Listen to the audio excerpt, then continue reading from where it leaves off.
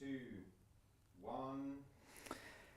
This is London Real. I am Brian Rose. My guest today is Dan Peña, the high-performance business coach, founder of the Quantum Leap Advantage, and one of the most uncompromising voices on finance, discipline, and personal accountability. For more than 3 decades, you have taught people how to build generational wealth from nothing, how to construct businesses that actually scale, and how to remove the emotional weakness that stops most people before they ever start. Thousands have trained with you in person, millions have done so virtually, and the impact can be measured in the trillions of dollars. You are a defining force in the history of London Real. From our groundbreaking first interview released Easter of 2014, to my time at your Castle seminar later that year, to our feature-length documentary film, The $50 Billion Man, to our live events at the Ritz and beyond, and through many multi-hour conversations that have reached tens of millions of people around the world. Today, I want to get your thoughts on the global wealth reshuffle, the geopolitical tensions pushing the West towards instability, the rise of AI and automation, the disruption of money through crypto, and what people must do now to stay competitive in a world that no longer tolerates hesitation and emotional softness. Dan, welcome back to London Real. Thank you very much. It's been 6 years. Yeah, 6 years. It's been 11 years since the start. I know. Where you been for 6 years? Were you boycotting me? No. I mean, as you know, the seminar I give now, I only give it at my home, Guthrie Castle, and I still speak pro bono at universities, and I'm not going to stop that. I've got a couple of new leaves to extend my table, or my runway, so to speak, and I'm still busy. I'm involved directly in 26 companies, indirectly in about 100, and I keep the kids, which you know I call everybody a kid because I'm either old enough to be your grandfather or your father. I keep the kids on their toes, and I do my best, which is better than 99.9% anybody else, to keep them accountable. Because almost all the things you just mentioned, okay, the answer is accountability. There was not a book, I think maybe Mrs. Gates, Bill's mother, wrote a book about when she had Warren Buffett over for dinner, 40 years ago. And they were sitting around the table, and Warren's there, Bill Gates Sr., his dad, the lawyer, and Bill. And so there was a lull in the conversation, and his mom said, well, what would you, and she didn't point the question either at Bill or at Warren, what would you say is the single thing, using one word, for your success? They both said at the same time, focus. And what I've said for 50 years of my career and 33 years of coaching, the guy or gal, or it now, that gets laser beam focused first, stays laser beam focused longest, wins most. And it's about focus. And focus is the answer to almost all those comments that you made. The president is focused. He's not just focused on getting even with the people that fucked him around. Nobody has won an office in politics around the world, I believe, that didn't get as much shit as he got, okay? And he's still there. And I wouldn't bet against him being a president again. In 29. Correct. You're predicting Trump will still be in that Oval Office. Just as I predicted negative oil in 2020. Just as I predicted that he was going to bomb Iran, and he bombed Iran. Sure. To say he thinks outside the box is an understatement, a biblical proportion. He doesn't even have a box. He thinks out of the stratosphere. And so whatever you think absolutely he cannot do, he will do.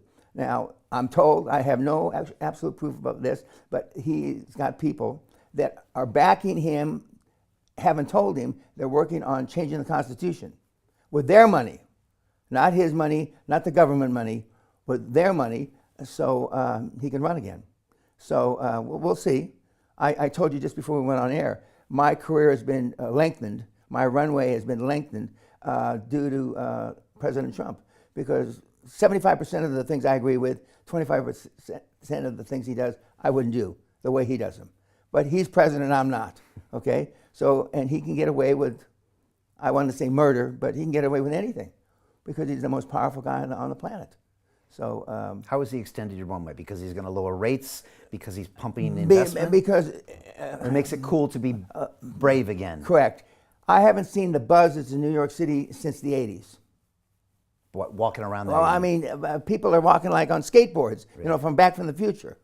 People are, you're not ashamed to make, well, when I was there, if you made $2 or $3 million, you got your balls busted. You're not ashamed to make 20, 30 million bucks now a year. And some of the guys, we had a hedge fund guy that came to the seminar in November. He was deciding whether he was going to make 21 or 31 million dollars a quarter. Okay, and whether he was going to push it into the next year, this, that. People were afraid to say that. Right. A year ago, you couldn't say that. Correct. But now you can again. Correct. Because it's cool now to be bold, Correct. and brave, and boisterous. Yeah. Right. Yeah, and it's not unheard of now to have other people other than myself have their alligator mouth overload their hummingbird ass. I mean, I fucked up. I made a mistake. It cost $6 million. So what? I made you $80 million last quarter. They used to say that in the 80s, smaller numbers. But now you can say it again in 2024, 2025, and going into 2026 for sure. Isn't that incredible that one guy can change the whole vibe of the world in 10, 12 months? But what the opposite side of the coin, they're saying, so did Hitler. And so did Mussolini. So did Mao Zedong. So did Stalin. And obviously there's some truth to that. How do you rate his first 12 months? I think you he's done great. surprised? Yeah. I thought that he would do a little more, but he's got a balancing act.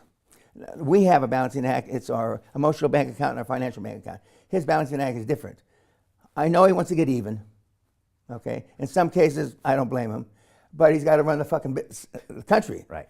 And he's responsible for a lot of the things, i.e., NATO, etc. So he's got a balancing act. And most of these guys he thinks are wusses that are running these countries. And they are, you know. The same thing, it's like I attended a Ford Foundation board meeting decades ago with Governor Hugh Carey, former governor of New York, who was on the board. And we sat down, and we had been tuned up, drinking too much at lunch. And so there was something that came up about child education. They were going to table it to the next meeting. 15 months later, I'm at this board meeting again with Governor Carey tuned up. The same fucking thing comes up. And they're going to table it again. That's how the corporate world is. Was then, is now, and probably forever will be. Because nobody wants to be on the hook. Nobody wants to be able to, Brian Rose did this, or Brian Rose approved this, or Dan Peña approved that, or the investment committee that Brian Rose and Dan Peña are on approved this. Nobody wants to take that heat now. But it's been like that for decades in corporate world.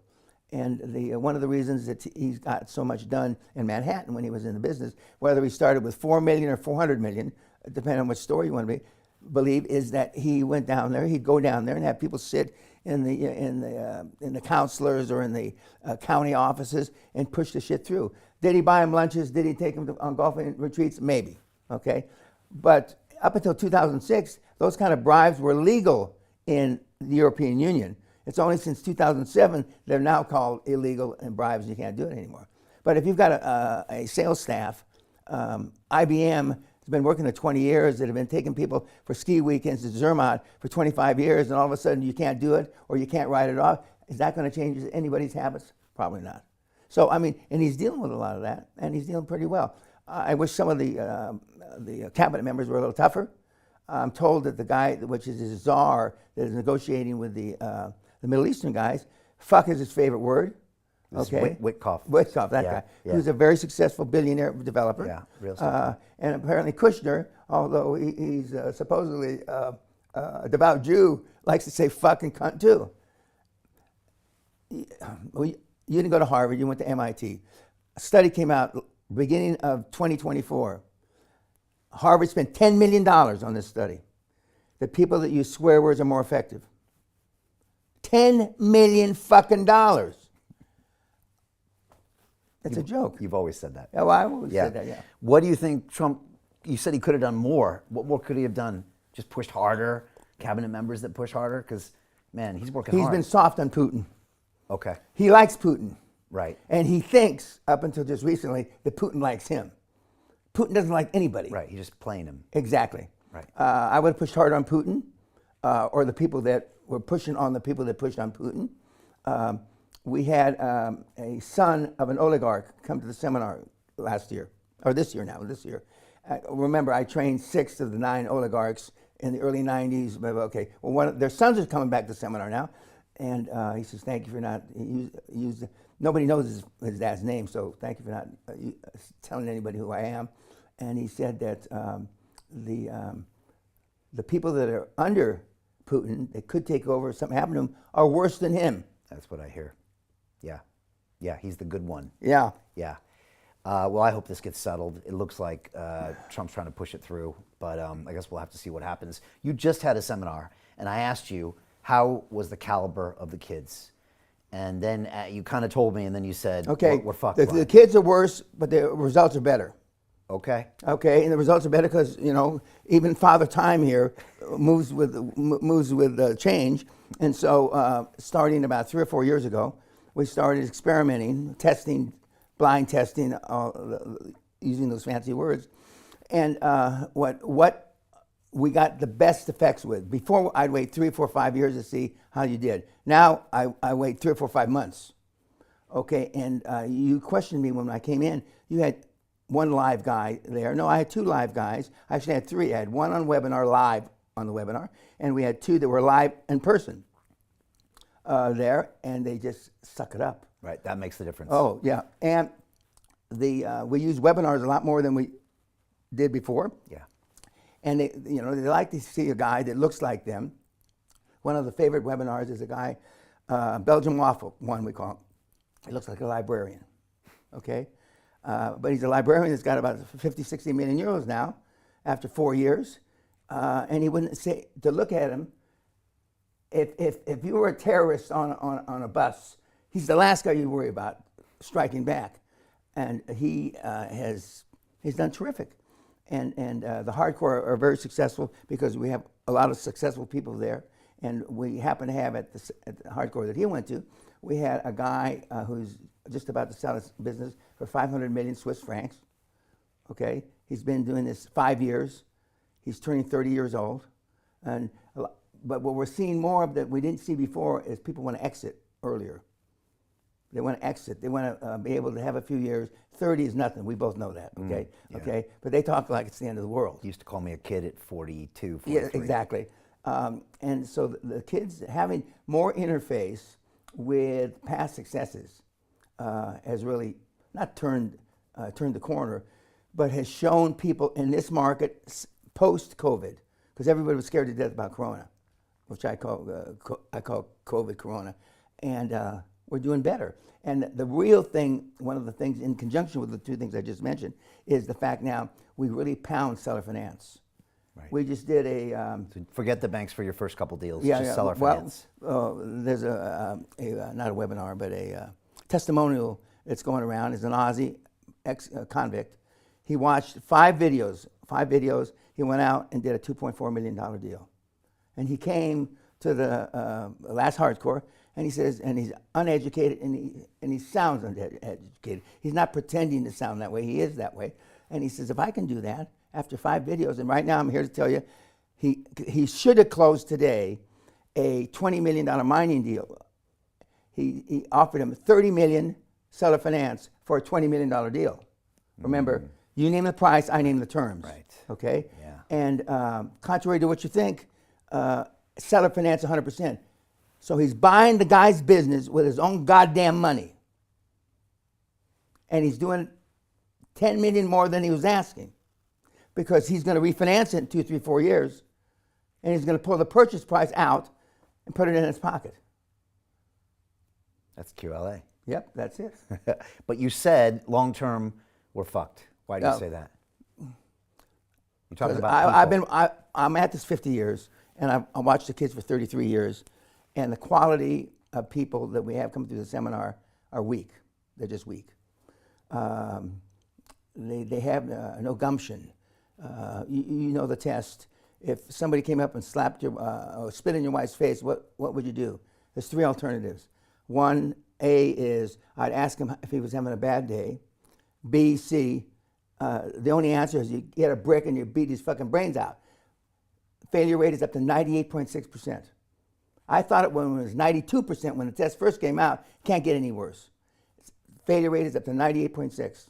98.6 of blue-blooded Americans, Brits, Aussies, etc. We're would rather switch than fight. Why is that happening? Like, if you Because really had to think about it.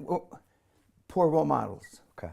We don't do what our parents tell us to do. We do what we see our parents do. Now, I had an assassin, CIA, killing monster for a father. Yes, you did. Okay, so you can't really put me in that pool. But who I believe with all my heart invented tough love. Okay, when I did something wrong and when he did come back into town, my mother had a thing on the refrigerator with a refrigerator magnet. The nuns would have beaten me. The priest probably would have beaten me. My mother would have tried to beat me, but she wasn't very successful. She's a little teeny thing. And then when my dad came home, God forbid, I mean, even if it happened 9 weeks before or 3 months before, my dad beat the shit out of me.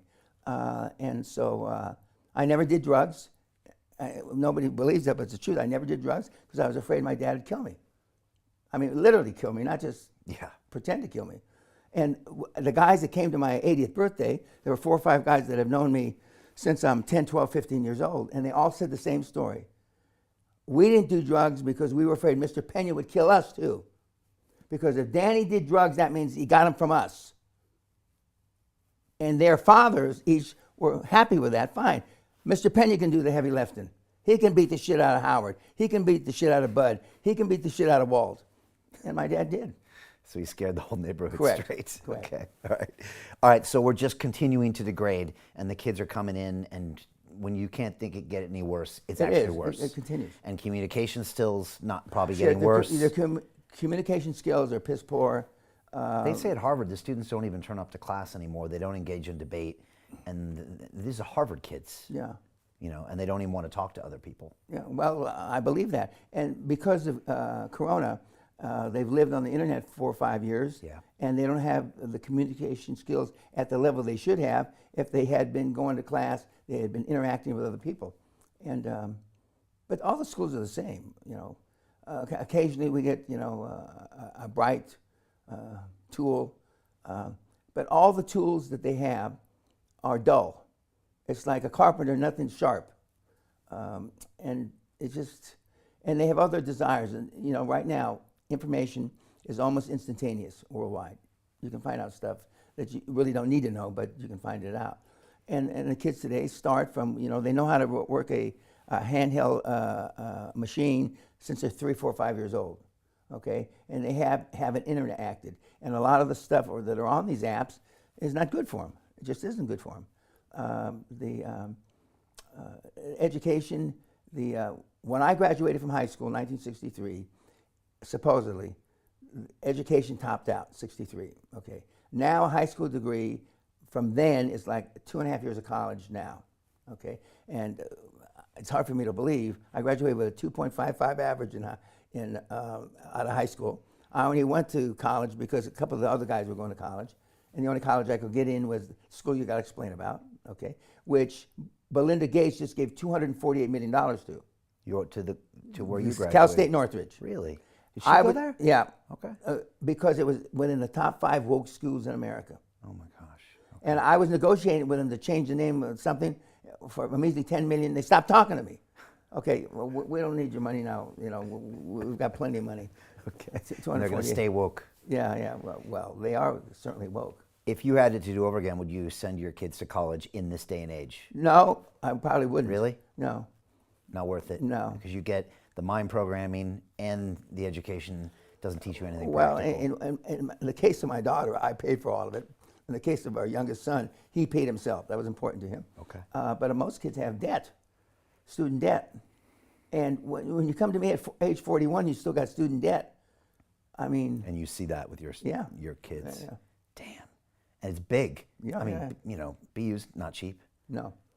They're rackets. These universities are rackets, right? They're woke factories that charge hundreds and hundreds of thousands of dollars to give people a degree that's basically useless. And then they stay, and the kids today aren't aggressive. When my kids got out of undergrad, I didn't make a phone call to get them a job. Took Kelly 7 months to get her first job. Took our son Derek 9 months, but they got a job, okay? And then she went to New York and started selling real estate and started making 20, 30 grand a month. And I thought, well, she's never going to go to grad school. But she had promised me, so she did go to grad school. And she got in Northwestern. And our son took a couple years off before he went back to grad school. but they will both tell you their graduate degrees mean nothing. Now, in our daughter's case, the big boss in the division she works in went to Northwestern, the Medill Communication School, whatever it is, and so that's helped her some, okay? But unless by serendipity you happen to have gone to the same school and the big boss, you're close enough to the big boss that he actually recognizes you, I mean, it's a waste of time. Now, I interviewed a Kennedy not long ago. Looked like Robert Kennedy. He's from that string. I mean, I said, his name's Kennedy. And I said, how many times have you been told, and then he finished the sentence, that I look like my great-grandfather, Robert Kennedy? More than I can count. And has it done you any good? I went to great grammar schools, great junior high schools, great high schools, private. It got me into Harvard. I'm not sure they looked at my forms, you know. But other than that, I'm still unemployed. Okay.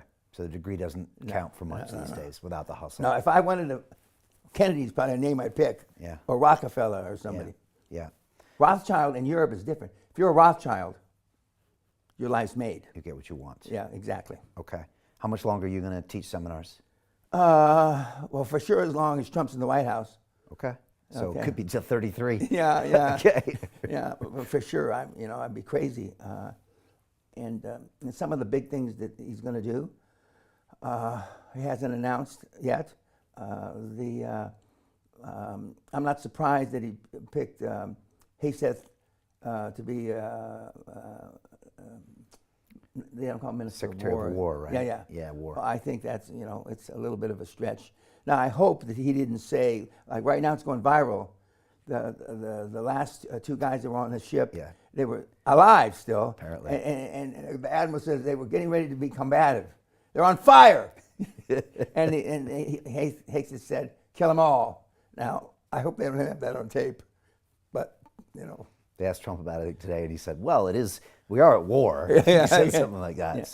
Yeah. All right, so Trump has more stuff planned, but as long as he's in office, it's good for business. It's good for you because you're the personality type that QLA promotes is the one that Trump now says is the right one. Yeah, but you don't have to be an alpha male. 98% of the high performance people on the planet are, not alpha males. They're regular people. You always say that to us, but it's hard for us to hear that because we see you. We Yeah, see Dan Peña. well, in the first years that I was selling the seminar, which I thought that it was an easy sell, but we can't be you. And the few guys that have tried to be mini-me's got in trouble. Okay, we've had a couple of kids arrested for stalking because they wouldn't take no for an answer. They showed up at the bank. Yeah, well, and People's houses and Carl Icahn allegedly, got a guy at Bank of America fired because he wouldn't take no for an answer. Okay. And me not taking no for an answer is different than some little librarian from Kansas. Okay. So They try to be you and then correct. realize they're So, not. But I wish I had made a deal in the beginning for 2 or 3 tailors, 3-piece suits, Rollses, Rolex watches, and a few other things, because you only have 2 times to make a first impression. First, when I look at you. Second, when you open your mouth. And even the guys that dress nice like you, when they open their mouth, they put their foot in it. Okay. And even though they have the scripts and all the things which saying that stuttering, doesn't do you much good. And at my 80th birthday, we had the first and only student that I gave an A when I taught, okay, John Macias. He was a stutterer. He doesn't stutter now. He's a psychotherapist now. The first teenage multimillionaire, Matt Posius. He was the first internet guys, rode around in Lamborghinis with girls with big tits, okay. He was there with his wife. And the first guy that I helped on Wall Street, who's a big partner now with JP Morgan. So those first, but even when I wasn't coaching, I was always making people accountable, and Wall Street day ended when we were on the West Coast, ends at 3, 2, whatever it ends. We're there at 8 at night. Doing the work because we couldn't depend on the research that was coming out at that time. Now, some places had great research. We were not one of those places. Right. We weren't. Okay. Right. And we were just fooling ourselves to say that we were. But this is it's our market. I keep saying on the seminars, this is our time. You know, what are you going to tell, and you've heard me say this, your grandchildren 25, 30 years from now, what did you do during the greatest transformation of wealth in the history of the planet? What? So with your thumb up your ass? Now the grandkids won't say that, okay? Well, what are you going to tell them? And it reminds me, you know, this is an awful thing I say about my family. My family has mortgage burning parties. You pay off your mortgage after 30, 40 years. You have a block party and a 55 gallon barrel drum. You barbecue and you're burning the mortgage on it. And I first saw that when I was 12, 13, 14. And I asked my dad, what the fuck? Why are they, what proof do they have that they own the fucking house? Okay? But they were doing it in defiance. You know, fuck you, I'm burning my mortgage. I'm sure there's still some people that have that mentality. But that was their great accomplishment, to pay off a 30-year Correct. mortgage. Right. And Okay. not to dream Just bigger. as I was a first kid on my mother's family, that's the only reason I went back to college, to graduate from college. Nobody had ever graduated when I came back. Because I needed to go back to school like I needed AIDS. I mean, didn't do me any good. Well, I dress this way because of you. That's the truth, as much as I might. John hate to Kent's admit it. retired, I hear. Yes, John is not around as much, but Terry's there in great form. And they're doing big business. They're doing a lot of business in the States now. Really? They're going to New York and Miami, and just lots of client business. So they're hot again. That's good. I think you probably made them hot. Yeah. They get a lot of business That's from good. you, from me. I'm happy for them. Yeah, it's very good. What's hot right now? Because I know you've been big on cybersecurity the last 5 years, but now you were talking AI is what you're into now. If you're not an AI, go home. I mean, Every business. Okay. I don't care if you're a plumber in your website, put AI at the end, you know. I mean, you might as well go home. It's the future. And you have I've to said adopt it. 40 to 60%, 10 to 20 years from now, 40 to 60% of all jobs. I used to say entry-level jobs. I don't do that anymore. It's all jobs are going to be replaced by AI. So what does that we mean? have robots at the castle. You do. Yeah, Gordon 1 and Gordon 2. Serving drinks? Huh? No. They're doing the yard work and Really? stuff. And my staff is crazy with insecurity. Really? We haven't laid anybody off. Okay. But we're getting 4 more robots. Gardener robots. No. In the house robots. Really? G&T, John. G&T, gin and tonic. Correct. Wait till Elon starts cranking Yeah, them out. and they don't take time off. They're never fucking sick. They don't eat. Until one day you wake up in the castle and they're standing over you. Well, now you've probably heard this story going to MIT. There was about 10, 11 years ago, they had the Grand Masters, might be Caltech, your dad's alma mater, but one of those two schools had a big chess tournament. And it had the 4 or 5 Grand Masters that were around at that time against the newest IBM computer. It was a 3-day tournament, blah, blah, blah, and at the end, the humans won by this much. And so the guy, the moderator, a Caltech professor, probably had hair like this, said something to the effect, well, can we learn anything over and above what happened at the recent tournament that you lost to these guys? And don't trust us. Don't trust us. They're going to eat our lunch. Is this how the world's going to end? I You think think so. they're going to end us? Yeah. The ultimate exterminating factor. And that happens. I love watching those movies. Like what? Robot Oh, with Robot. Will Smith. Robot, yeah. You think it's going to happen in 50 years, 100 years? Yeah, well, Or will we you're going to keep- die before me, so you'll already be dead. How about Okay. that? I plan on. I still have to go into space. Right. One of my goals, and have sex with Sally. Right. I heard this recently. Okay. Yeah. Well, and Sally already put our down payment. You can pay $20 million to the Ruskies tonight. And go. No training, no nothing. They'll come and pick you up right here outside the building, Right. and you're on the space station in 3 days. Ruski craft in the 80s. Yeah. Is it safe? Yeah, well, it's as safe as you're going to get anybody to take you. All right. If you do a NASA, 5 years. Before you can go. No, the training. Oh, the training. Oh, right. The Ruskies don't care. Yeah, well, fuck that. And you don't want to do one of these chicken shit ones where you go Oh, up. yeah, no. Right. I felt sorry for the Star Trek guy, 91, when he went Shatner. up. He just went up for 8 seconds, 2 minutes. He came back and he looked like he was dead. With Bezos, yeah. Yeah. Yeah, I was hanging out with him a couple years ago at a crypto conference. Nice guy, legendary guy. Yeah. So you're going to go up for real with Sally. That's on the goal list. Yeah. What else? Sex in Sex space. in space. And even if I burn up on re-entry, You're that's done. fine. I don't give a shit. All right. And Sally's okay with you saying Yeah, that? yeah. Okay, all yeah. right. Sally says we got to somehow get shields or block, you know. She's not against the sex and space part, Right. but she doesn't want it to be so you can look at it on your cell phone down here. Somebody will be watching. Well, I'm sure someone's going to be watching. Okay. All right. So that's on the bucket list. What else?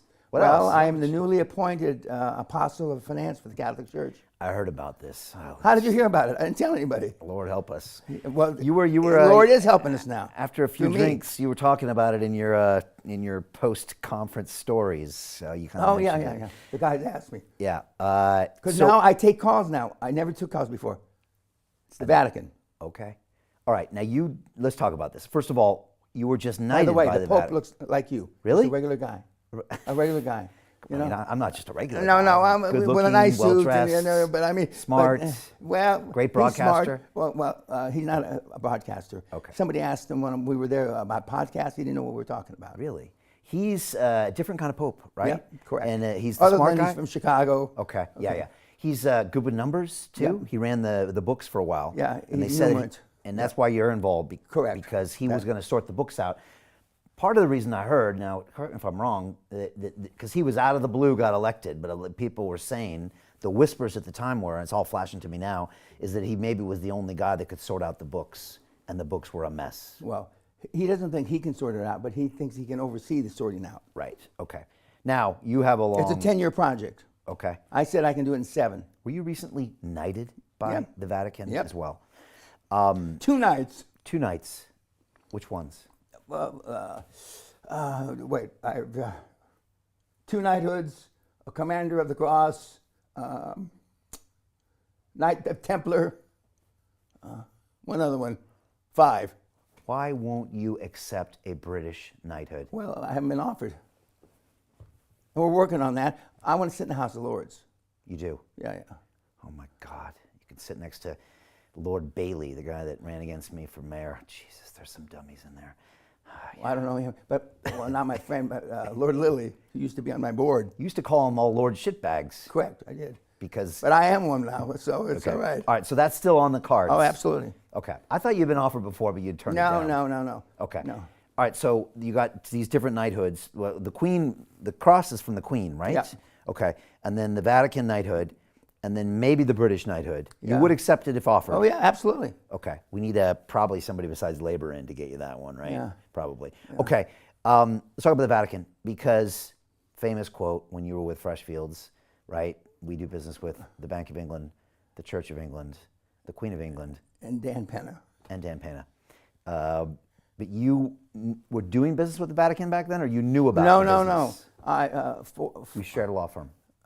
Well, no, yeah, partly, Yeah. but in 1982, I know way too much about you, Dan. okay, in 1982, when the Vatican Bank explosion of corruption with the mafia, and the Archbishop Manchinkas, who was the guy, and I kissed his ring I don't know how many times, was found to be laundering money.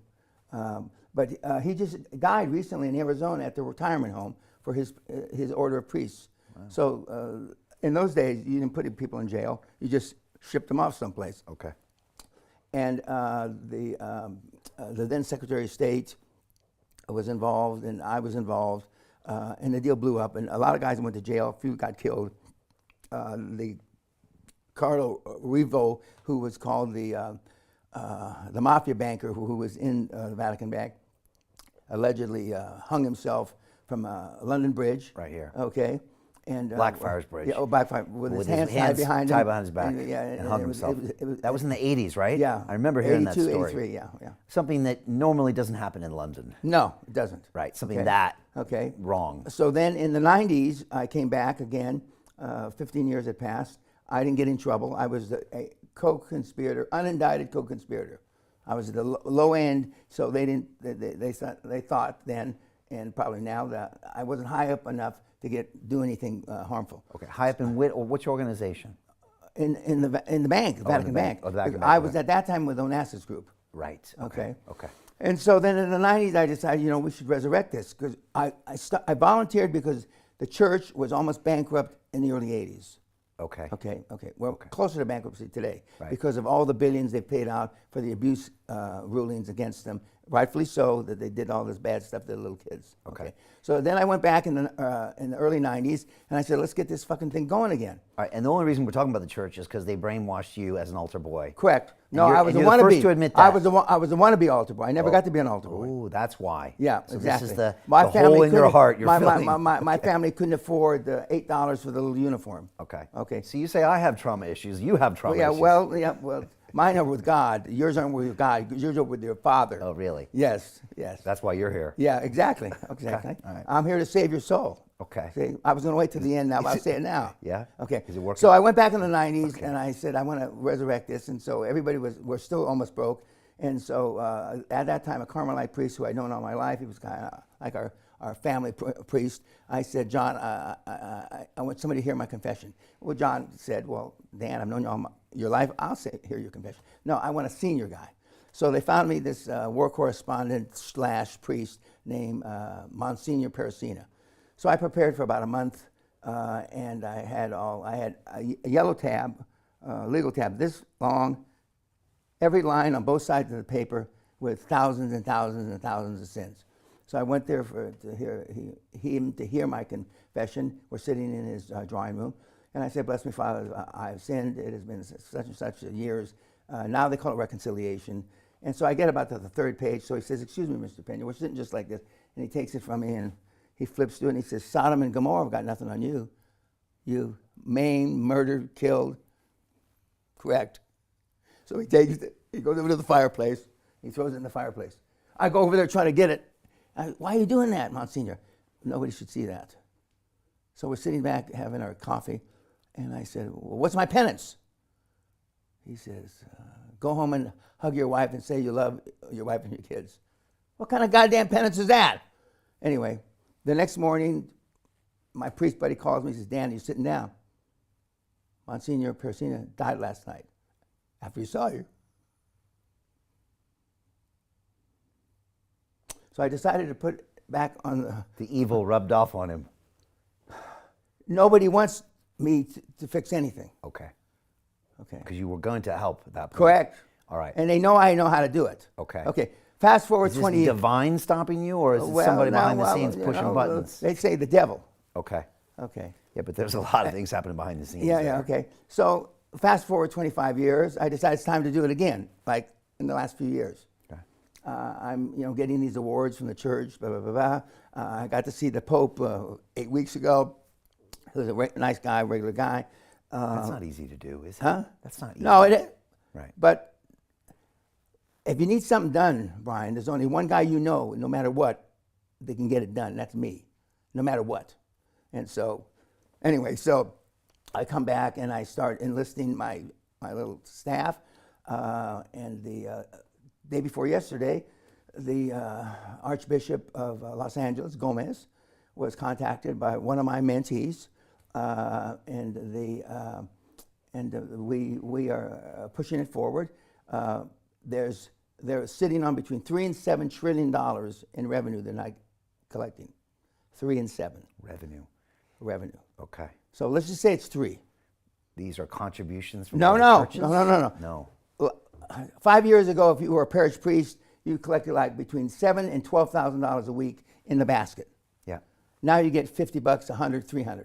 Oh, right. Okay. They haven't paid their light bills and those kind of bills for eons. Okay. And the only reason they haven't been evicted is because it's the Catholic Church. Okay. Okay. So I've been working on this for 2 or 3 years, and Sally and I have built, and I hooked up with Saint Teresa, and I put my money on her before she was a saint, Mother Teresa, because she had a cutthroat business attitude. She would do anything, lie, cheat, steal, in the name of the kids, okay, which I won't lie, but I certainly have stolen. And so and we built missions in Sri Lanka, China, the Philippines, Japan, the United States for the last 20 years for the Missionaries of Charity, which is Saint Teresa, now Saint. Yeah, you're quite involved in that. Oh yeah, very involved. Yeah. And not just with And money. you go visit too. Oh and yeah, you see the you can kids. pictures of me. Yeah, I see all the kids. And I've actually taken a kid that is put in the tray at one of Saint Teresa's missions with the umbilical cord cut. They put the kid in the tray, and so the nuns on the other side of the wall pull the kid out, and then I've seen that kid raised through grammar school, junior high school, college, in some cases get married, in some cases get a job. Because I've been doing it over 20 years, so I've seen the cycle. I can see with these eyes, that's actually happened. Why is he in a tray?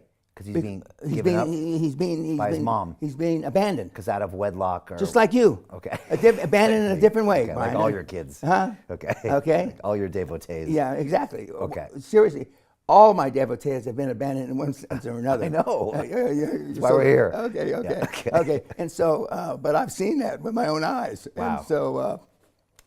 that must be a trip. Oh, yeah. And the first one, about 2 or 3 years ago, had a kid. She went out and got married, and she married some guy in the Army. I hope she doesn't watch this. You could have done a lot better. But anyway, they get a paycheck every 2 weeks, so that's better than most of the people that work in the Philippines. Okay. Are the kids better off going to the nuns than their parents, do you think? Yeah, absolutely. Okay. But then, after the parents find out they're getting 3 square meals a day, then they try to hit on the kids when they're in junior high school and high school for money. Really? And I've advised the nuns, you can't give it to them. What about charity? I don't give a, I'm always saying, God damn, you can't do that, sister or mother superior. You're just feeding their habit. And they come with almost needles hanging from their arm. Okay? Trying to squeeze the kids for some extra cash. Exactly. After they abandoned them 12 years earlier. Yeah, 15 or 18 years earlier. Okay. And sometimes we've checked the DNA, I don't believe it's the mother. And 5 times out of 10, I'm right. It's just somebody, because you can rent kids in the Philippines and in China for like 100 rupees a day, which is like 8 cents, so you can go beg on the street. Renting kids to beg. Okay. Yeah. Okay. Just imagine if you had been rented out. I could have made more money than Yeah, I did. maybe so. Maybe so. All right, so you're going to fix a Catholic church. It's a 10-year project. Yeah, You're excited about it. 7 to 10. Are they going to give you the leeway you need? We're going to attack the U.S. first. Okay. Okay, and the biggest parish in the U.S. that's in trouble is paid out $1.56 billion in reparations to the kids is L.A. That's run by a guy named Gomez, who happens to be from Mexico, right where my mother's from. Okay. Okay, right where my mother's from. And there's 25 parishes in the United States, but they're all run like fiefdoms. Each cardinal or archbishop runs it like a business, and they don't know. One of the bishops I met with on my last trip happened to be a successful businessman before he went over to God. He was a PhD in electrical engineering. I mean, he was a smart guy. He's a smart guy. He may actually, I watch this. I sent him an email, watch this, Bishop. So we're going to attack it diocese by diocese. Okay. And then when we're successful in the U.S., and 60% of my personal portfolio is healthcare. Their biggest assets are hospitals. They have 3,100 hospitals in the United States. Okay. Okay. They have 2,600 schools. Okay. Notre Dame is the most obvious one. Yes. Okay. That all lose their ass. Right. So they run terrible businesses. Correct. And you can change that, of I course. can change it, not overnight. Right. Okay. But they need the income because they're not getting it anywhere else. No. Well, there's some people that are struck off. In other words, for example, Goldman Sachs can't do business with them because they try to, I don't know all the details, but they may have tried to twist the facts so they could get a loan 15, 20 years ago, Okay. and so they're out the door. Can you change that?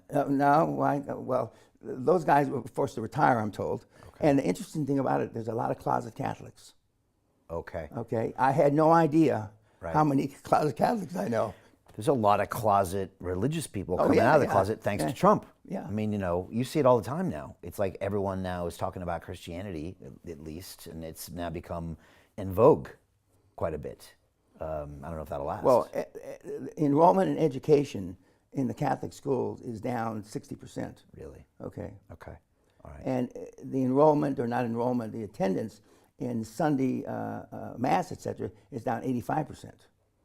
Okay. Okay. And they have no money. And they can't sell any assets. They're sitting on 8 or 10 trillion in assets, art, gold from World War II, diamonds, etc. They're not allowed to sell it? No, it's either St. Paul said or somebody said it. Okay. Okay. Will you try to change that or not worth Well, it? no. We can turn, as soon as we turn around this first archdiocese, You have a case study. Case study. Where as soon as we get some positive results, we're going to start working on 2 or 3 others at the same time. And it's How hard is this going to be to do? at least 50% of my time.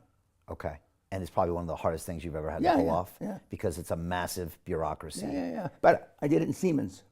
Yeah, true. Which one's harder? With Siemens? Yeah. Okay. The Germans. There's a right way, a wrong way, and a Siemens way. I know how to do this. Okay. I know how to do it. 50% of your time on that. Yeah. The other 50 split between you being chairman of 26 companies and then teaching and giving Sally some attention. Yeah. Well, I have to. But Sally does everything with you. Yeah. But I have to up my attention with Sally. Okay. I mean, she's put 30 good years in. But I was teasing her this morning. If I was an unkind person, honey, I'd say you look older. And she's sitting with curlers and shit on her head, and she says, well, that's a kind thing to say. And I said, but I wouldn't say something like that, because tonight, when I get done with Brian Rose, you're going to look all glamorous. I was thinking about when I was driving over here in my Phantom, can you walk around here at night? Yeah, you can. Audience, that's a lie, but anyway, if he Can walk invites around- you over, I have a bodyguard with me, so. Can you walk around Mayfair at night these days? Not with a watch, not with a Patek on. No. That's your London. Yeah. What happened? We'll get into Exactly what I yeah. told you about. The kids. So since I met you, what's happened to my life? Let's see. I bought Sally a 16, 18, and 22 carat diamond rings. Okay. I'm a NetJet owner. And I told you, you can't afford, you can't make a good enough reason to get a plane. Remember? Yeah, My speech. it's not worth it. Well, Yeah. at 80, I can make up an excuse for anything. All right, so you net jet it unless you're going internet. No, tomorrow we're commercial, but I mean less than Transatlantic. 2,000 miles is a NetJet. We have NetJet in America, and we have NetJet here in Europe. And that's been a good move, right? Yeah, 'Cause yeah. You don't like airports. Yeah, but and you gotta- we don't use NetJet like. There should be 6 or 8 people on the plane with us, but there's only 2, Sally and I, Okay, and nice. occasionally a flight attendant. But Okay, you're very lucky. that's not the right way to use NetJet. Right. Is when you have 6 or 8 in the plane. Oh, okay, but you guys don't. No. Okay. You are very lucky to have Sally. She's an angel. Sure, absolutely, 100%. Amen to that. That was a great call. As is your wife. Yes, we're both lucky, right? How old are your boys now? 8 and 9. And I told them you were coming today, and they were like, who's this $1 trillion guy? Who's this guy? So I showed them, pictures of us in the castle, and they were asking me questions about the trillion. The trillion got their attention. And I said, Gabby had been up to your castle for the 70th, and she gave a speech at your 70th birthday Correct. party. And they were Very asking articulate questions. for a 12. Actually, very articulate for anybody, not just 10 or 12. You're right, she was 12 then. Correct. Yeah, she kind of shocked the audience. I think you guys just grabbed her and said, do you want to say something? And Yeah. she just improv'd it. Yeah. Yeah. Better than your father. Yeah, probably, right? Probably That's better exactly than what I said. Yeah, better than I could have done, especially then. But yeah, who knows? Maybe the boys will come up and see you Yeah, at some point. that'd You be have great. 14-year-olds as the youngest you did? 14. Okay. And you kind of... You'd have to come back with them. oh, yeah? Okay. Yeah. Oh, yeah, gosh. Yeah. In fact, we just had the Carlines. Well, now he's 18. He came when he was 15. I'm educating second generation of these kids. And I told you the son of one of the oligarchs came at the last seminar. And the Russian mentality about taking action and being harsh and selfish and etc. You don't have to teach them that. Right. I mean, it's just In the culture. Yeah. And we almost have a fight. We had 2 Russians and 2 Ukrainians at the last seminar also. And they don't like each other for Really? real. For real. Okay, for real, Yeah. real. And They and pretend when to they get boxed, along. and when they boxed, Oh. coincidentally, one Russian and one Ukrainian boxed. And Coincidentally. and one had infinitely more skills than the other, so it wasn't. I couldn't really tell. Okay. Because when you're on your back all the time, I mean, there's not much you can fight back about. But you're still boxing. I had my second boxing match. I saw it. You did. Thank you for watching. The 19-year-old skinny oh my kid. God, he was 6'3". I mean, Jesus. And he had that young kid, nervous energy. I've never been hit that hard in my head that first round. But by the third round, he didn't want any more. Look, Well, why don't you go 5 rounds then? I would have loved to. My David Hay was training me, world-class boxer, British champion, and he called. First of all, he said, you won that fight. I was like, okay. But he said, if that had gone 5 rounds, you easily would have won it. I Because my agree. cardio is my strength. You agree? I agree. That if it went a couple But more I got rounds? so tired of the announcers saying how fabulous you look for 54. Does that I bother said, you? yeah. But I wanted to say his heart's only that big, okay? That big? Small. No, I'm not talking about the heart to fight, but I mean the heart to take emotional risk. Okay. It's only that big. That's all? Well, maybe it's grown since I knew you better. Are you going to tell me what's wrong with me now? No, To the I end don't of want the to embarrass episode? you. You know, yeah, I want you to buy more Kent suits and. At some point, you got to. So when do you close this thing down? So look, I'm spending a lot of time in Dubai. Have been for a while. I like it out there. There's a lot of business out there, a lot of blockchain business, and also, you know what London's like. You know what the Britain's like. I know what the British are like. You know what the British are like. I mean, you're still here, Oh, but I'm a British citizen now. as am I. And I came here. I mean, I fell in love with this place, maybe the way you did. And when I first got here, maybe I felt the same way you did, as in I looked around and I thought, I can beat these guys at what they do. That's the first feeling I got. And my first 10, 15 years here in the city, I had a lot of success. But now, I don't know, is it just wearing a little thin? I don't know. I just feel like the country is on the decline. I just don't feel like the opportunities are here. And I just feel like there's just a little bit of a grind here. Whereas when I'm in Dubai, it feels like the sky's the limit and I'm around. Well, Dubai hustlers. is. You spent time It's there. Las Vegas without slot machines. Okay, what does that mean? That means when I came here in 1981, Right. with what I knew, it was like taking candy from a baby. Okay, and the stories of me choking investment bankers or doing that kind of shit, I will neither confirm to deny, but some of them are true. Nobody was as aggressive as you. Nobody. No, or- I ate these guys for lunch. and they didn't work anywhere near as hard as you did. No. And they didn't think the way you did outside the box. Correct. And you didn't have that, we can do it, we're going to do it no matter what I say. Correct. Because that's the opposite of everything British. Correct. Especially back then. Oh yeah. Okay, So that they've makes caught sense. up a little. Right. Because But they got but Americanized. now they act like they wrote the book, which no, they're still reading somebody else's book. Right. Okay. And Dubai is where I've got Sally and I were there 5 months ago for 2 closings for 2 of my kids. One, Nellie, and this is public information, so I'm not doing anything bad. $100 million closing. At the close, the government took 20 million of his money, so he only got 80 million. Okay. Happens all the time. Okay. Yesterday, 50 grand at the close taken, an extra fee that came up. Where was this? Dubai. Dubai, okay, Okay. okay. And then the Carlings, who just are from Dundee, sold their company to a Japanese company, and the close wasn't in Dubai, but they were there, so we celebrated their deal. Okay. And they sold for a few $100 million their maintenance company, which is all over the UK. But Dubai is where it's happening. But I mean, you got to know who you're in business with, and there's 2 or 3 non-Dubai-based law firms, in other words, American or English-based law firms, that have run the test of time there.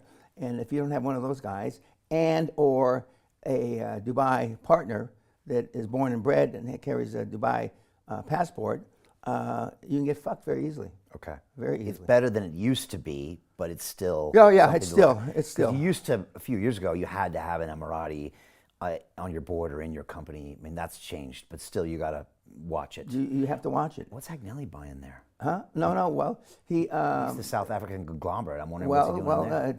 He closed the fund to buy part of De Beers. Okay. And they were there. an The entity money's there. The money and, was there. And he's paying, I think, 2.5% interest, and lump sum 25 years. Okay. No payment, nothing. Okay. Interest or principal for 25 years. Okay. He got that financing in Yeah, you can't Emirates. find that Right. anyplace Anywhere legit. else. Okay. Of all that, of the area, Dan, and I know you know the area, if you look at Saudi, Qatar, Emirates, and again, in my seminar, we had a Qatari guy there, so I know you know all those guys. I know you've been doing business in Kuwait and everywhere Yeah. since the beginning. Which, if you had to go to one of those places now at, say, you were 30 years old, which one would you go to? The same when I went to Kuwait. Really? But I mean, I was dealing with Right, you were doing oil. the top dog, Okay. Al Sabah. Okay. Okay. What if you weren't in the oil business and you were just going today, but Peña as a young man? I know you would have Probably said Dubai. Saudi 10 years ago, but Dubai and then do business in the area. Now, I'm not as familiar with Abu Dhabi. It's quieter where all the money is. Yeah. That's what everyone says. Yeah. And where the oil is, obviously. But I mean, oil, it costs about $2 to get the oil from discovery to extraction. In America, it's $52. Oh, really? It's There's no comparison. Okay. It's $2 out there. Two. Right. Actually, less than two. It just flows right to the I surface. mean, you can almost dig it with your hand. Okay. Everywhere out there. Yeah. So it's just, okay. So there's really, money just flows from the earth. Correct. Okay. I mean, literally. And there's a thing in the Quran, I forget where, I've read it, about goodness flowing from the earth. And that's, the oil. Did he know? But, Did Muhammad know? No, he didn't. But J. Paul Getty, who discovered oil in Saudi Arabia in 1926 or whenever it was looking for water. Okay. Okay? Because if they didn't get water there, they'd be all dead now. There'd be no Middle East. Okay. Okay, Right. so serendipity and Allah's will, water. So Getty found the oil. Yeah, correct. Wow. Yeah. And he owned it for a while, and then he had to give it back. Yeah. Well, no, he didn't give it back. He sold it back. Okay. For a lot more than, it only cost, in those days, it cost $800 to drill a well. He was charging then $80,000. So, and he drilled 600, 800, 900 wells. So he made a bunch of money there. But the problem when Getty died, he did everything in the foundation. He never paid $1 tax. He's famous for having a payphone in his house. And for not paying ransom to his grandkid. Exactly. And he, oh God, I met the kid without a missing ear. He's dead now. Really? I mean, you talk about fucked up. He said, I have 12 more grandchildren. According to Getty's legend, would you hear their names and their addresses? Go grab them. Yeah. And they got the kid back eventually. Yeah, The police found Italian. him. It's the only time the Italian secret police, secret service, Did something. and the joke is they bumped into him by accident. Okay. Do you watch that show called Landman? Yo, I love it. You love That's it. what I used to do. That's what I'm kind of when I'm That's watching me. it. I'm wondering what does Landman, Peña think that's of this? me. So you used to do that? Exactly. Really? Multiples. Okay. But he went and got money, if you're up to date with it, from the Mexican drug cartel. Yeah. By accident. Yeah. But I was getting money. That wasn't happening I got back money. then? No, I got money from the Japanese government. I got money from the British government. I got money from different governments. Because they saw the returns. And I convinced the Kuwaitis to give me money to build an oil company. They need another oil company like they need AIDS. Yeah. But I sold them on the idea. But one of the big al-Sabahs just converted yesterday from being a Muslim to being a Christian. The number 4 or 5 al-Sabah. I mean, he says I'm going to wind up dead. I probably won't make it through the weekend. He's absolutely correct. Okay. I mean, for one of because there's 15 or 1,800 al-Sabah princes in Kuwait. There's only 6 that make any difference. Okay. He's one of those 6. And he converted. Converted. YouTube generation. Yeah. That wouldn't happen back in the day. No. Well, they would have never let him out in the public. They would have chopped his head off. Okay. So Landman is you. Yeah. I was wondering what you were doing at Great Western. So it was a version of that. Correct. Shucking and jiving, buying rights, buying Correct. low, selling high, trying not to go bankrupt, trying to make a deal when nobody can see the deal. Correct. Speculating. Okay. Yeah. Okay. And it's that crazy. Yeah, it is crazy. I remember you saying, talk is cheap, but it costs money to buy whiskey in Correct. West Texas. Yeah. And that's West Texas. Yeah. No BS. Yeah. God forbidden place. It still is to this day. It looks like on the Yeah, show. it's just, they used to say, when you get in a jet, the first, one of my buddies who was a billionaire, he had a G2 at the time. You got to stand up, and this sounds awful, stand up like a real man. He was referring to the Middle Eastern guys are short, okay? You can stand up like a real man, Danny. You got to have a goddamn jet. You can stand up like a real man. You use my plane until you can afford to get one. Right. So you don't have one of those tiny jets. Exactly. You have the big jet. Correct. Stand up like a real man. Yeah. Okay. And that's what you Our had. net jet, you can stand up Oh, you in. can, like a real man. Okay. And a Great Western, you had a real man jet. Yeah. Okay. All right. So the next 5 years, if Trump stays longer, you're doing QLA, you're fixing the Catholic Church, and you're enjoying your life a little bit more, going to space and these kinds of things like that. Yep. Okay. And the world under Trump, we're going to be okay, but Yeah, otherwise, yeah. long term, we're kind of fucked. You mentioned AI, 20 to 60% of the jobs lost. Does that end in chaos everywhere? Can everybody be on a universal basic income? No. Are there going to be new jobs? Elon is 100 years from now. They're going to say he was our current Michelangelo. Okay. Okay, but he said something yesterday or the day before, which really, took me back. He said that we're going to be in a no money, no job economy. Now, he wasn't talking 20, 40 years from now, but he says the ultimate. No job, no money, and like social. To me, that sounds like socialism. If there's another word for it, I don't know what it is. And he says the things that people bitch about now. He was talking about woke. Nobody will care because they're going to be taken care of. Now, he called it universal wealth. Yes. And, Smart how he did that. Yeah, well, yeah. He's a smart guy. He's a super smart guy. You're a fan. Oh, yeah, I'm a big fan. And I know some of the guys that not advise him, but he works with an ex-J.P. Morgan guy who lives actually in Los Angeles. He pays a lot of money to solve problems. But he does sleep on the floor of the plants, and he does all that stuff. And and now when you suggest that, we had a deadline here a year and a half ago, one of the companies, and I don't care if anybody ever goes home. It was over Easter, I guess. I don't give a fuck. I don't care if your fucking wife's having a baby. If this motherfucker's not there, I'm going to close it down, and I'm going to make sure, I'm allegedly said this, make sure that the pension plan goes bankrupt. It got done. Now you shouldn't have to do that. Right. But these it's a days shitty way to run a railroad. Okay. But you have to. Yeah, I mean, fear still works. Right. And when I come to these sites, the banks don't want to meet with me. We had a banking meeting about 10 months ago because Sally and I formed a big foundation and we put a bunch of money in it, blah, blah, blah. And they said, for the signing. And I wanted to go and get just like you took my picture. And Mr. Peña's busy. We can send a courier up for him to sign it there. Because I'll have the chairman of the bank. What about this? What about that? You know? They don't want to deal with you. No. That's been going on for decades, though. Yeah. Okay. And, if you fuck something up, I used to have I just celebrated 50 years a few years ago, American Express. I've had my black card or whatever it's called. I didn't get a letter. I didn't kiss my ass. Go fuck yourself. So I started making calls, and apparently I have a committee of 6 that are supposed to manage me. I never heard from these guys.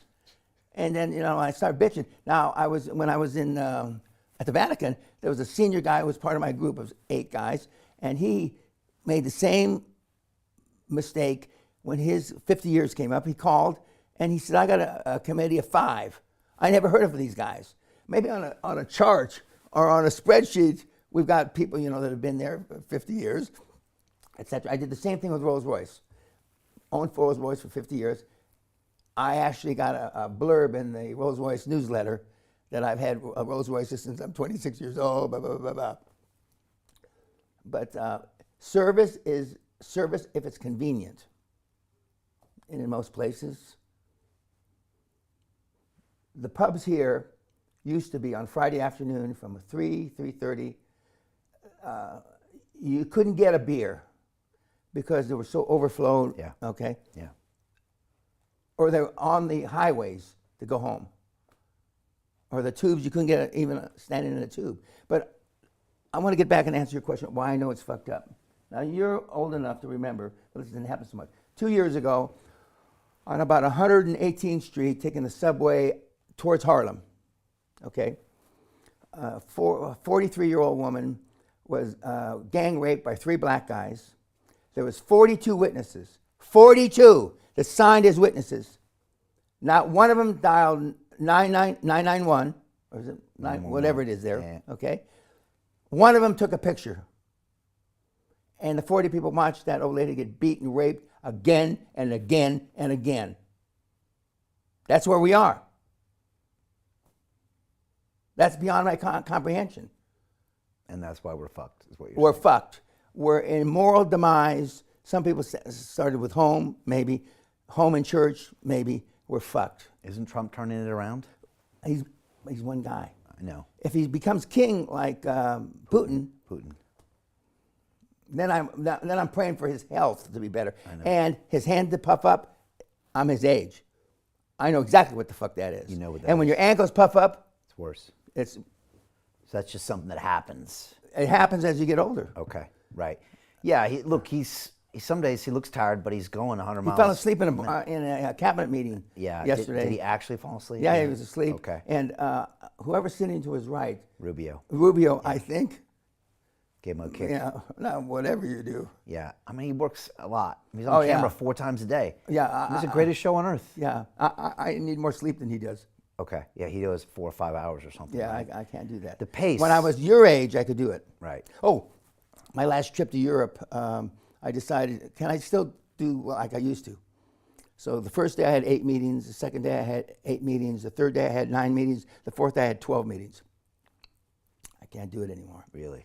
I come home to the hotel. What's wrong with you? I don't feel like dinner tonight. And so Sally dancing around and trying to make me happy. Maybe a drink. Maybe a drink will make you feel better. So I'd have a couple drinks and made me feel not that much better, but rather than disappoint Sally, we went out to dinner.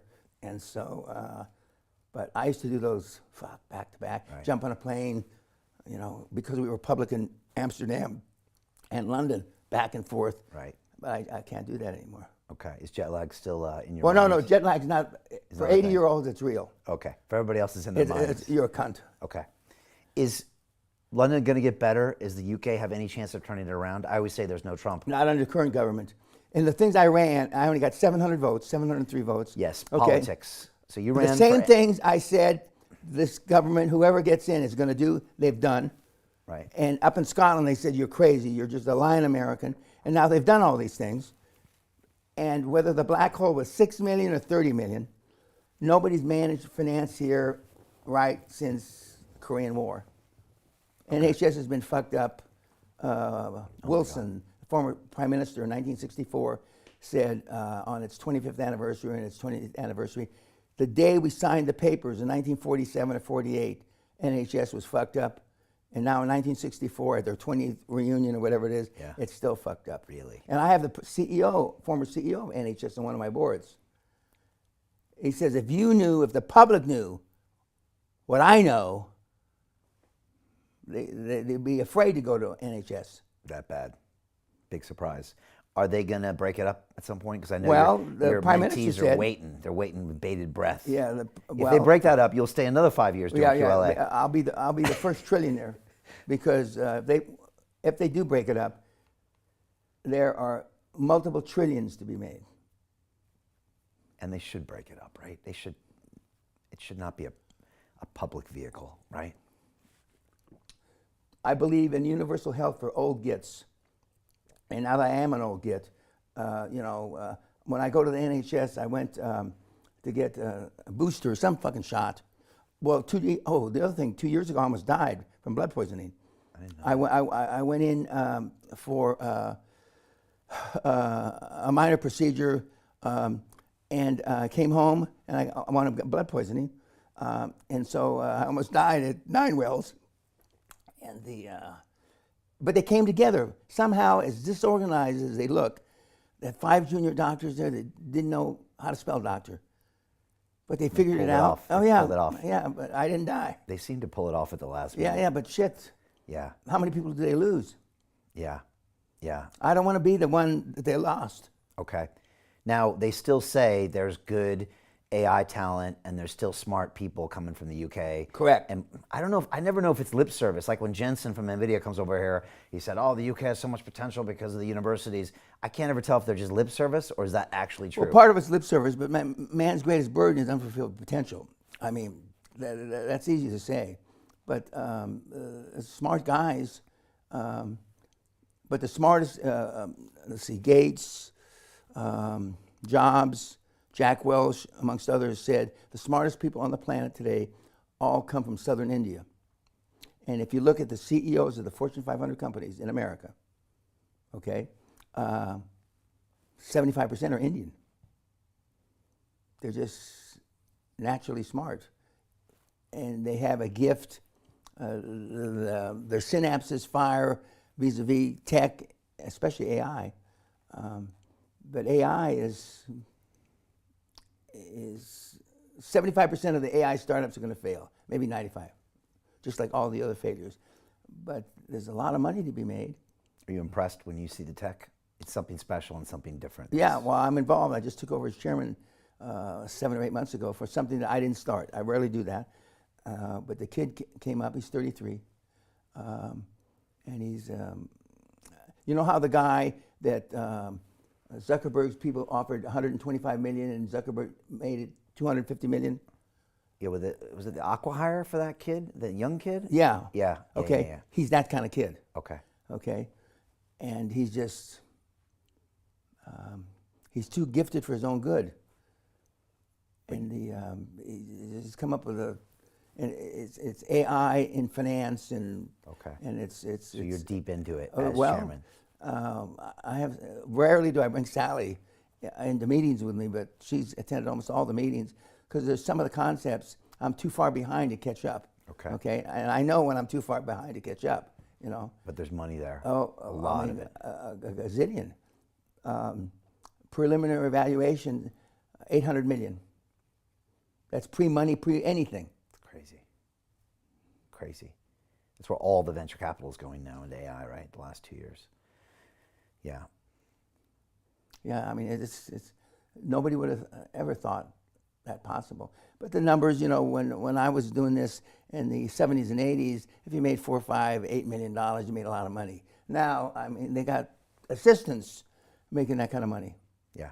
The whole thing's crazy. Yeah. I mean, back when I was on Wall Street, those were the only guys making that kind of money. And now you could be a YouTuber making that kind of money. And like, you know, and you could be 15 making that kind of money. But back in the day, it wasn't happening. Politics. Are you done? What was the experience like? You know, you saw me run for mayor in 21. I don't think you thought it was a good idea. You told me later. No. Idea. Well, knowing you how I know you, it was something you needed to do. Okay. I had to get out of my system, Yeah. just like you had to. Yeah, well, no, I did it for a different reason. I offered, first of all, the president of the, not NHS, but the Liberal Party, SNP, Oh, yeah. for one pound. I said, I'll do it for £1, and until I turn it around. If I don't turn it around, I'll work there for £1 for the rest of my life. Okay? I got a nice letter. I was on the short list. The next week, Sweeney, they put Sweeney in. I'm told, whether it's true or not, the only reason Sweeney took the job, because it's a thankless job, it's not curable. After they lost 126 seats, they only had 6 left. The one that I lost to was one of the ones he kept the seat. He seems like a good guy. But is the top of his pension, because if you're if you're prime minister one day, you get a pension as prime minister, and so that's whether that's true or not, I have no idea. But politics is still the clans. It's like the clans are still Up there in Scotland. Exactly. What'd you make of the whole process? I mean, Well, the process is archaic. Yeah. I mean, it's at least 100 or 200 years behind the times. Do you even want to be a politician? No, but I do know I got almost 1,000 requests. Can you guarantee me this? You know how they do prime minister's questions?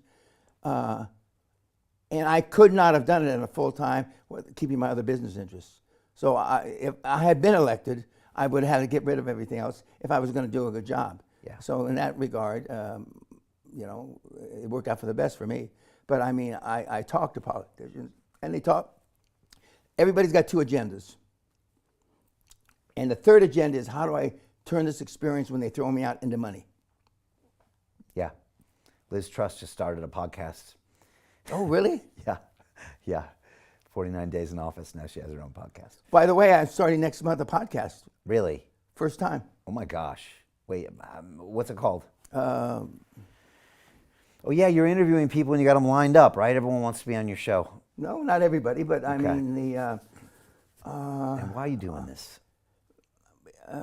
because I still want to drag as many across the goal line as I can before I'm dead. Okay. And this is the best way to do it. Yeah, and so it's an additional way, additional tool for me to reach more people. When I go back, when I go to Tampa tomorrow, and in between my board meetings, I have 4 podcasts with a guy named Ben David or Bit David or Patrick Bet David. yeah, Nice. and some other guys, which I'm not familiar with because I don't follow that stuff. And everybody so far has made their time available, because I have a tight schedule, and I appreciate that. I'm going to have one TV interview down there, Florida TV, and the guy that's the head of the program is a ex-Navy SEAL. He's one of the only, well, not it's exaggeration, one of the only ones that I try to get to do my boots to suits. But I still remember when I called Jocko Wacko. I mean, matter of factly, he says, "It took you 17 to figure this out, Mr. Peña?" And I said, I kept thinking I'm doing something wrong. All came back with the same answer. Fuck. You know? Just not ready for that idea. No. I guess not. But absolutely not. But now you're embracing social media. Now you're a social media star. Well, you turned me on to social media. I know. And I'm going to hell for it. Yeah, you probably will go to hell for it. As long as I don't go to hell, that's fine. Yeah, that was 11 years ago. Correct, 11 years ago. And I still remember you walked me to the cab outside. Yeah, and you stood outside. It was at night, and you said, "Brian, can you see a green glow around me?" And I thought, "What the hell is this guy talking about?" That's and I looked. I couldn't see it. You said some people say a lot of people say, a lot of people. I believe it. I didn't believe this, but 21 years ago, now passed away, Sister Superior in the Saint Teresa Missionaries of Charity. You're on a rocket ship to heaven, Mr. Peña, and we just want to hang along on the tail. That's what she said. Yep. I think you also said that night, you said, "Brian, I change people's lives, and I'm going to change your life I too." do. I still do. Yeah. I still do. You still enjoy it? Yeah. You still get a kick out of it? I get a kick out of it. And when I'm proven wrong, when the guy showed up that I said wasn't going to make it. You like that? Yeah, I like that. Being proven well, wrong. yeah, but I'm not that often proven wrong.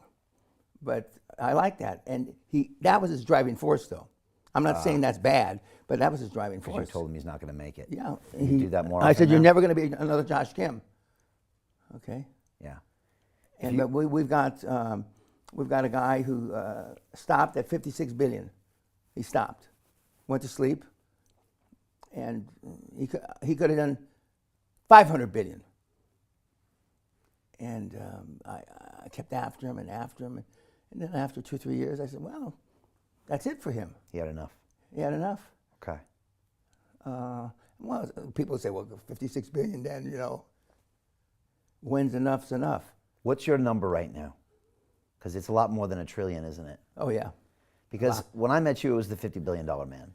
That was. And we kept it that way because I had one guy I could contact would stand up and say 50 billion, so I didn't have to go search for people that were endorsing me. Right. You could quantify it, right? Correct. Yeah, thank you. And then by 2020 COVID time, you had the sign behind you, and you were now the $1 trillion man.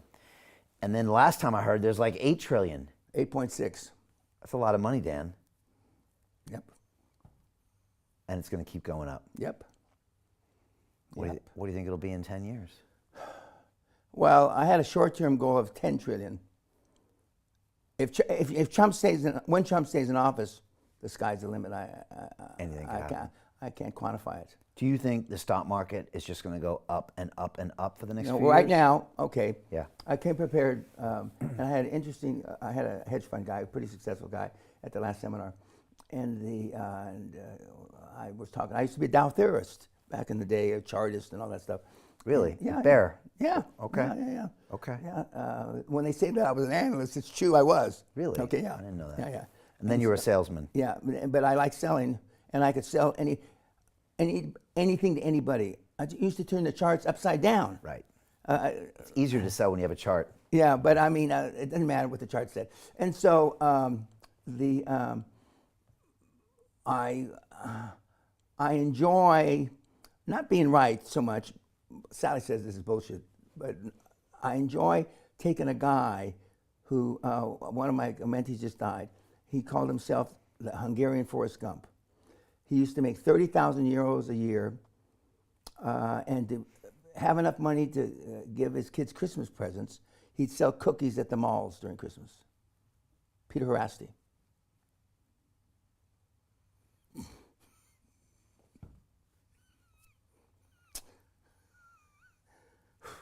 He's dead now. Wow. Left his wife $600 million. How old was he? 41. Was this the guy rolling up the hospitals and stuff in Hungary? Yes. Really? There were 17. I'm glad you remembered. Okay. He was a superstar. Absolutely. There were 17 potential candidates he could roll up. He eventually rolled them all up. Wow. Went from 30,000 euros a year to hundreds of billions. And he was just about to close his €1 billion fund. But he died. What happened? He had a heart attack while pedaling his bicycle. Because he was working too hard for QLA. Yeah, well. Is that true or not? Well. A lot of guys die on your watch. And his wife would say that. And his wife was supposedly barren. Right, until he started QLA. She's got 4 kids. And the story, she's never told me this, I've never talked to her about this. How would you like at 51, little gorilla chewing on your nipple? Breastfeed. She wasn't happy with you about the kids? She had him at 50? 51, the last one. Okay. Did QLA have something to do with his demise, honestly? He may have got sloppy. Well, he's not the only guy that. He's 41, that's young. Yeah, yeah. Well, was he working hard? Of course he was. Yeah, like a dog. All right, and he still was, even though he'd already made it. Yeah. Okay. They just moved into their 24,000 square foot house on the lake on 50 acres. He's playing tennis with the president of Hungary. He was the guy. He basically privatized their healthcare system. Yeah. No, right? he didn't own all the government stuff. Okay. That was his next. Oh, his next move. He was going to bid for the government stuff. How do you feel when a guy like that dies? I Do you feel get emotional bad. about it? Yeah. But like, you're not the guy that gets emotional. No, At I get least you tell emotional. us. I get emotional about stuff that I was close to him. He had come back to the seminar 3 times for nothing to try to, and he'd say, and I'm just a Hungarian Forrest Gump. I made 30 grand, and somebody in the audience says, "That's not even minimum wage." I don't know if that is true or not, but fuck. Probably not. A hard-working little fuck. And when he would email me or email Kim, I need to talk to Dan. I'm not sure what to do now, and I talked to him, and I said, he's jerking you around. He's probably already sold it to somebody else. And when we did the research, he already sold the fucking company 18 months before, and he's jerking poor Peter around for 18 months before he did his first deal. Okay. All right. So you were helping him. Yeah. And then boom, Yeah. he was the star. Yeah, and then he's dead. Now he's dead. And the wife blames you? Who knows? Well, no. A lot of guys die around you. Wouldn't your Gulf Western, the guy that took over as president, Correct. didn't he die? And he was like Charlie Holiday. Marathon He runner. was 42. Resting heart rate 40 or something crazy, Yeah. and he died on the sofa in your house, I think. Yeah, correct. It's all very suspect. He's a boxer. Is he? Like me. Yeah. But he was a real athlete. He had Okay. been an All-American football player. Yeah, I'm not. I know.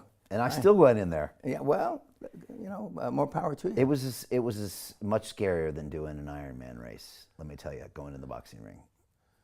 Yeah. Now, remember, I started boxing at the seminars. The original Yes. idea was I was fighting everybody. Me, Right. okay? It only lasted a couple times because my insurance wouldn't cover me. You did this in the 90s, or this came when you did it? No, in the 90s the first time. Okay, so you'd done it way Yeah, before. and the guys, they say you were lucky just because you knocked all these guys out. Well, maybe I was, maybe I wasn't. So I was you- also 25 years younger, and I could hit like a fucking train. So you used to fight everybody. Yeah. Okay, I didn't know that. Yeah. And then you upped it. And then when you were there, Yeah. they said, remember that somebody wanted you to fight me. Oh. And then you said, the comment was, have you taken a look at his shoulders? Look how thick he is. You said something like Did I that. say that? Yeah, but these guys, occasionally we get a guy that knows what he's doing. I mean, really knows what he's doing. But that's so rare.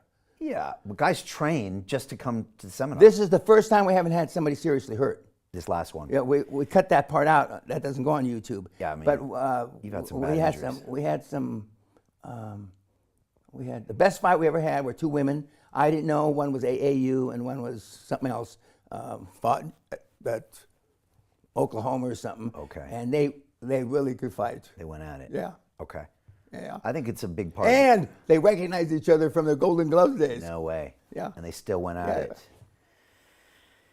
Yeah. The boxing's good.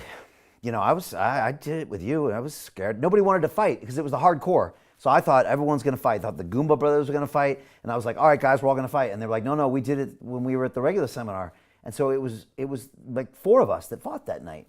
And then I had some dude that was 8 kilos heavier than me. I'm walking back to the castle to get changed, and I said, you ever do any boxing before? And he's like, no, never, just Thai boxing. I was like, oh, fuck. Yeah, I remember that. Fuck. And then I went in there, and he was trying to take my head off. But that planted the seed in me, and then when I got the chance a few years later, I decided I needed to do it. So who are you fighting next? Look, I've had 2 fights. Every time I say, can you get someone my age with no experience, they always come back and say, I got to get this 27 with fights, or this fucking South African kid, 19, 6'3". Yeah, it's supposedly no experience. I was like, yeah, right. But look, I'm glad he was game. I didn't want somebody I could just take out, and he pushed me. He hit me hard, and I had to find out if I was going to be there. And so Well, it was good. You did well. I'm glad. I agree. If the fight had gone longer, I would have had it. Yeah. Thank you. Yeah. I appreciate it. I thought that was going to be a draw. That one. The thing is that I slipped and went down on a knee. And then Singapore, you know, they only employ Singaporeans. So you had this old lady who was the ref. Like, I don't even know if she's been in a doing match before. And she's doing an 8 count on me. I didn't know what the fuck was going on because the guy had hit me like 8 times in the head. And apparently I was supposed to protest it. And be like, no, I'm fine because he didn't actually hit me. Well, actually, your manager or your coach is supposed to protest it. So I should. So you pick somebody off the street to be your second, right? Chris is my good. He's been training me for 20 years. But like we both realized later we should have said something. Now it might not have made a difference, but that loses me a point right there. Mm-hmm. But you know, professional boxer. And every point counts. And every point. But professional boxer David Hay said I won the next 2 rounds, so I should have won. But it's okay. I'm still glad I did it. Look, the problem is, Dan, is a month before the fight, you wake up at 2 in the morning. All you're thinking about is this fucking kid. He's gonna fucking kill me, or I'm gonna kill him, and it takes a lot of mental bandwidth. Well, some of my other mentees are boxing each other. Real estate guy from down south, named Reed, boxed another one of my mentees. And they put each $100,000 up. Okay, nice. Okay, and the kid beat the older guy, and then he just sent me another one where he fought, and it was a split decision this time. So there are people. Not everybody loves each other to do these podcasts.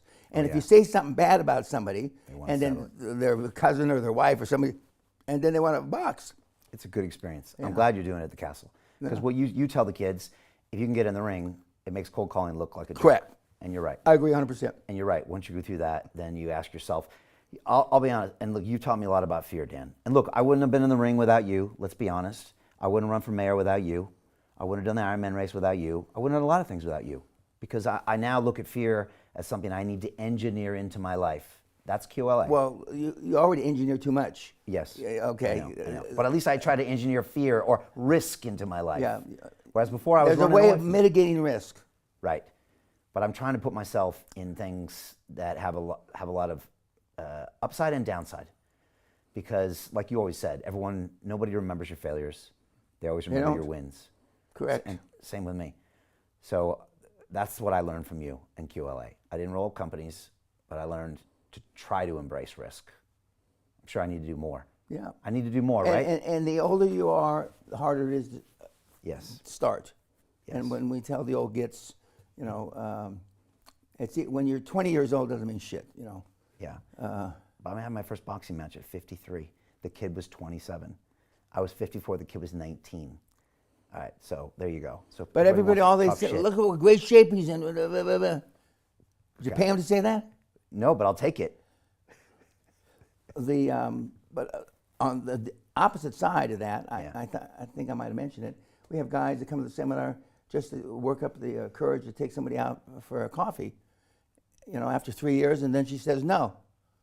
Right. And I can't believe that, I was going to go to 24-hour fitness at 3:30 in the morning. Next time I'm in New York, I'm going to meet this bitch, The one that said no. Yeah, that's way beyond my comprehension. I know, but you're teaching these kids. Yeah, absolutely, and I still enjoy that. But when I teach them, and as a direct result of those teachings, they carry it across the goal line. That's when I feel the best. When, you know, because now I've taught them something, you know, that they can use in their future life.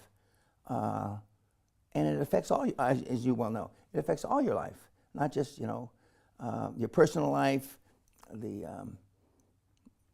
but I mean, self-esteem is a motherfucker if it's not built in the first 7 or 8 years. The Catholic Church used to say in their homily, pre-Vatican Council in 1965, you give us in Latin, you give us your children the first 7 or 8 years and we will own them for life. They've taken that out now, you know, but that's what they used to say because that's when self-esteem's built.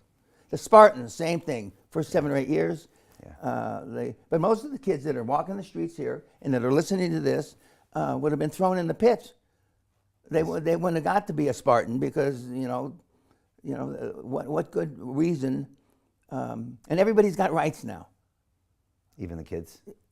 Especially the kids. So how do we turn this around? Or if you're somebody listening and you're about to have kids, how do you parent in a way where your kids don't become well, there's a book by the famous book written by Spock. That your mom had. Yeah, my mom got by serendipity when she's walking through the line. She got the Reader's Digest version, and she happened to get it, and she used that like the Bible. But it didn't teach aggression, that book. It taught even-handed and looking at the other person's position. In the hood where I grew up, you weren't interested in the other gang's position. Right. You know, your position was the Holy Grail. Okay. And so. But your mom. My mom saw through that. And it was almost impossible to sell for my dad because he was the antithesis of that. And to the day he died, my dad, when he was 86 or 87, tried to kill his doctor. So your mom was the yang to his yin. Yeah, correct. And that's why you are who you are today. Yep. Because mom was listening to Dr. Spock. Yeah. Okay. Yeah. All right. So try to raise your kids stronger. Well, in today's world, it's even more important because now you have a million choices. I mean, information is almost instantaneous, or it is instantaneous, really. And a lot of the information, if not most of the information, depending on your political persuasion, is horseshit. I mean, it's not teaching you any good values. They're going to institute the draft in Germany again. I just heard this morning. Jesus Christ, you would have thought that Hitler came back. Germany's more woke than London Yep, or New York correct. ever could be, right? That's what I hear. Yeah. That I got people moving to Dubai from Germany, and they pull me aside and they say it's so bad there. Yeah, he's You right. wouldn't recognize it. He's right. And they're not the most woke. There's other places that are worse. In the United States, the belt of support for Donald Trump are the least woke. You know, Central America, not Central America, Central United States. Yeah. But there's some. A communist is now mayor of New York. Yeah, I saw that. Which is, I don't know if it should be hard to believe, but it happened. Yeah, probably shouldn't. A Muslim, well, he didn't call himself a communist, he calls himself something else. Social Democrat. Yeah, but I Yeah. mean. We'll see if he actually does that stuff. Yeah. But yeah, got him elected, right? Yeah, and the city's upset. But there's a lot of people upset in the United States. And what's it like when you go there? Well, you said that New York feels like Vibrant. animals and vibrant again. Oh, God. And It's like they unlocked the cages at the zoo.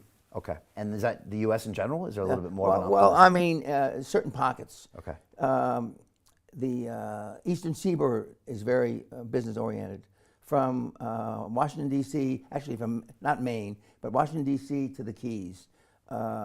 Oklahoma, Kansas, Texas, in that area, New Mexico. California is woke all the way up to Seattle, Washington. And then there's a swath that comes down from the Great Lakes to the central United States that is really business-oriented. But healthcare, when I told Rick Scott, who was my lawyer, when he left me, I said, you got to go, where should I go, Dan? I said, healthcare, or I said telco, which was internet at the time. And healthcare was going to 3% a year in 1985, 86. It's now going to 30% a year. 30. With no sign of it slowing down. People are living longer, they want to live longer, and contrary to what the social media and the news say, which obviously has a liberal tint, they can afford it to grow older. When I was born, the average age of a male was like 54, 55. Now it's 87 or 86, something like that. And in my family, men lived to the early 90s to mid 90s, and women lived from late 90s to early hundreds. Without doing a push-up, my dad smoked 5 to 6 packs of cigarettes a day till he was 88. He lived to 91, and he drank at least a fifth of alcohol, spirits, a day from the time he was 18 to 88. And never did a push-up. Lived to 91. So if I don't live to 100, 120, I mean, it's because somebody shot me. I mean, there's no fucking way. Otherwise, you're in good health. Yeah, I'm in good health. Besides the bad blood, whatever, a couple years ago. Yeah, You're good. It just goes to show you, though, when I got blood poisoning, plane can go down. Right. You Something know. stupid can happen. Yeah. Black swan. Yeah, I always tell the NetJet guys, Mr. Peña, we're your pilots. I still like to give you money. You know? You give them a little cash. Yeah, always. Just in case. Yeah, before we take off. Okay. Yeah, just to make sure that you're thinking about me and Sally in the back. Smart. Yeah. Smart. You said you think I should be taking more risk. Yep. You always tell me that. Yeah, well, I do because I mean, you have more or less a riskless model, Okay. and I know more or less what you do. There are ways of taking risks what you do, and you know them better than I, and you're not doing that. Okay. You more or less, and I may be mincing words here. You have a quasi-subscription model. Okay. If it was your various schools, academies, et cetera, and that's not, there's little or no risk for you other than you have to sell them the re-up or take another class or an expanded class. And how long? It's like when BitFuck got up to 117,000 4 years ago. I said I'm not for it, but as a trader, an old trader, I would sell a third, keep 2/3. When BitFuck got up to 125 or 30 just here recently, I said sell a third, keep 2/3. And one other time I said when it had a big spike. And if you do the maths, as they say here, instead of math, which I don't understand why they say maths, I mean, you'd still have, about 40% of your Bitcoin that you started with, okay? And I have 5 or 6 Bitcoin billionaires, not because of me. They got in Bitcoin. We got 2 Romanian brothers from Chicago that got in Bitcoin at $50, $80, okay? And they went on dips. They've just continued to buy. They've continued to buy. I haven't talked to them in a year or two. But I'd rather be lucky than smart. But Jamie Dimon more or less has my attitude, which is kind of a cross between his attitude and Charlie Munger and Warren Buffett. If my clients, even if they're idiots, and they want it, I'll make a market. And so Wall Street, when PayPal said you could buy it with BitFuck, and then when you could buy fractional BitFuck, it's here to stay until some catastrophic black swan thing happens. And Trump's all in. The Trump family's all in, and the kids are all in, and he's pushing it, and now it's become a mainstream thing. They got the ETF, and all the banks want to get into blockchain, and yeah, well, it's mainstream when the Fed does it. Right. And that hasn't happened yet. No, I don't believe it is going to happen. Okay, or it goes on the U.S. balance sheet. You mean? Yeah, correct. Strategic reserve. Correct. Yeah, that hasn't happened yet.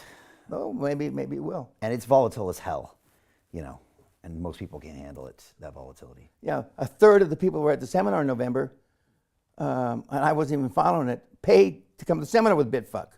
A third. A third. Okay. And I went from when it crashed to 100. Yeah, the seminar was on in November, late November.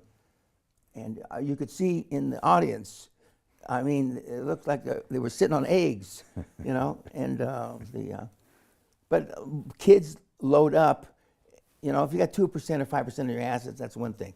But if you got a majority of your assets in it, yeah, you're going to live a very volatile life. Yeah, and you don't recommend that. But the kids do that, right? Absolutely. Because they feel entitled, they should be able to make money faster. And one of the things that somebody told me here recently, people complain about the property ladder. They had to explain what that meant to me. You mean you can't afford to put a down payment on a house, right? Yeah, and then you can't buy the next house because you don't have the first house. And Okay, well, that was the same with me when I bought my first house. I just went out and worked harder and increased my revenue so I could buy the first house. That's what Cardone said to me 2 days ago. He said, all these people bitch and moan. He said, it's easier to want a house today than it was in 58 because you can go get the money. Yeah. That's what he said. But everyone just says they can't afford it because it's so much higher than it used to be. They're right about that. Okay. Yeah. I mean, if I had kept our 2 penthouses in my estate in Southern California, that's easily $100 million in today's market value. Right. Just sitting on that real estate. Yeah, but I sold them off, but I'm not concerned about that because I've made it up in other ways. But I don't worry, as Sally was telling me last night at dinner, you don't worry about the stuff that most of us worry about. And I said, Sally, I don't worry about anything. Because I know, like I took a shit this morning, I can always make more money. Okay? I had the gift, the gab, I should have been Irish, since I'm 7, 8 years old. So as long as they don't cut my fucking tongue out, I'm not worried about making more money. Because I've lost, we were trying to add up if I've lost $1 billion. I've lost $800+ million in my life. Lost. Okay. Off the balance sheet, and I've made it back. And so, but most people are worried that they can't make it back. Right. And that's never been my concern. So what do you worry about? I worry about, now I've got a real project that warrants my being serious. Keeping the Catholic Church is one recession away from bankruptcy. Muslims not, Christianity in general is not, okay? Seventh-day Adventists, what? Scientology's not. Yeah, no, they all are flush with cash. But they didn't lose 7 or 8 billion that they had to pay in reparations for all the bad things they did. And in Los Angeles, the 1.56 billion they paid was dating back to 1930. So the guys from 1930 to 1995-ish, 2000, you know, like Pontius Pilate watched, it wasn't us. But almost every single pope, not almost, every single pope that was involved knew about that. They just knew. So that motivates you. Yeah. Okay. Because I know I can do it. Right. Yeah. Okay, so you A want... wannabe altar boy who never got to be an altar boy.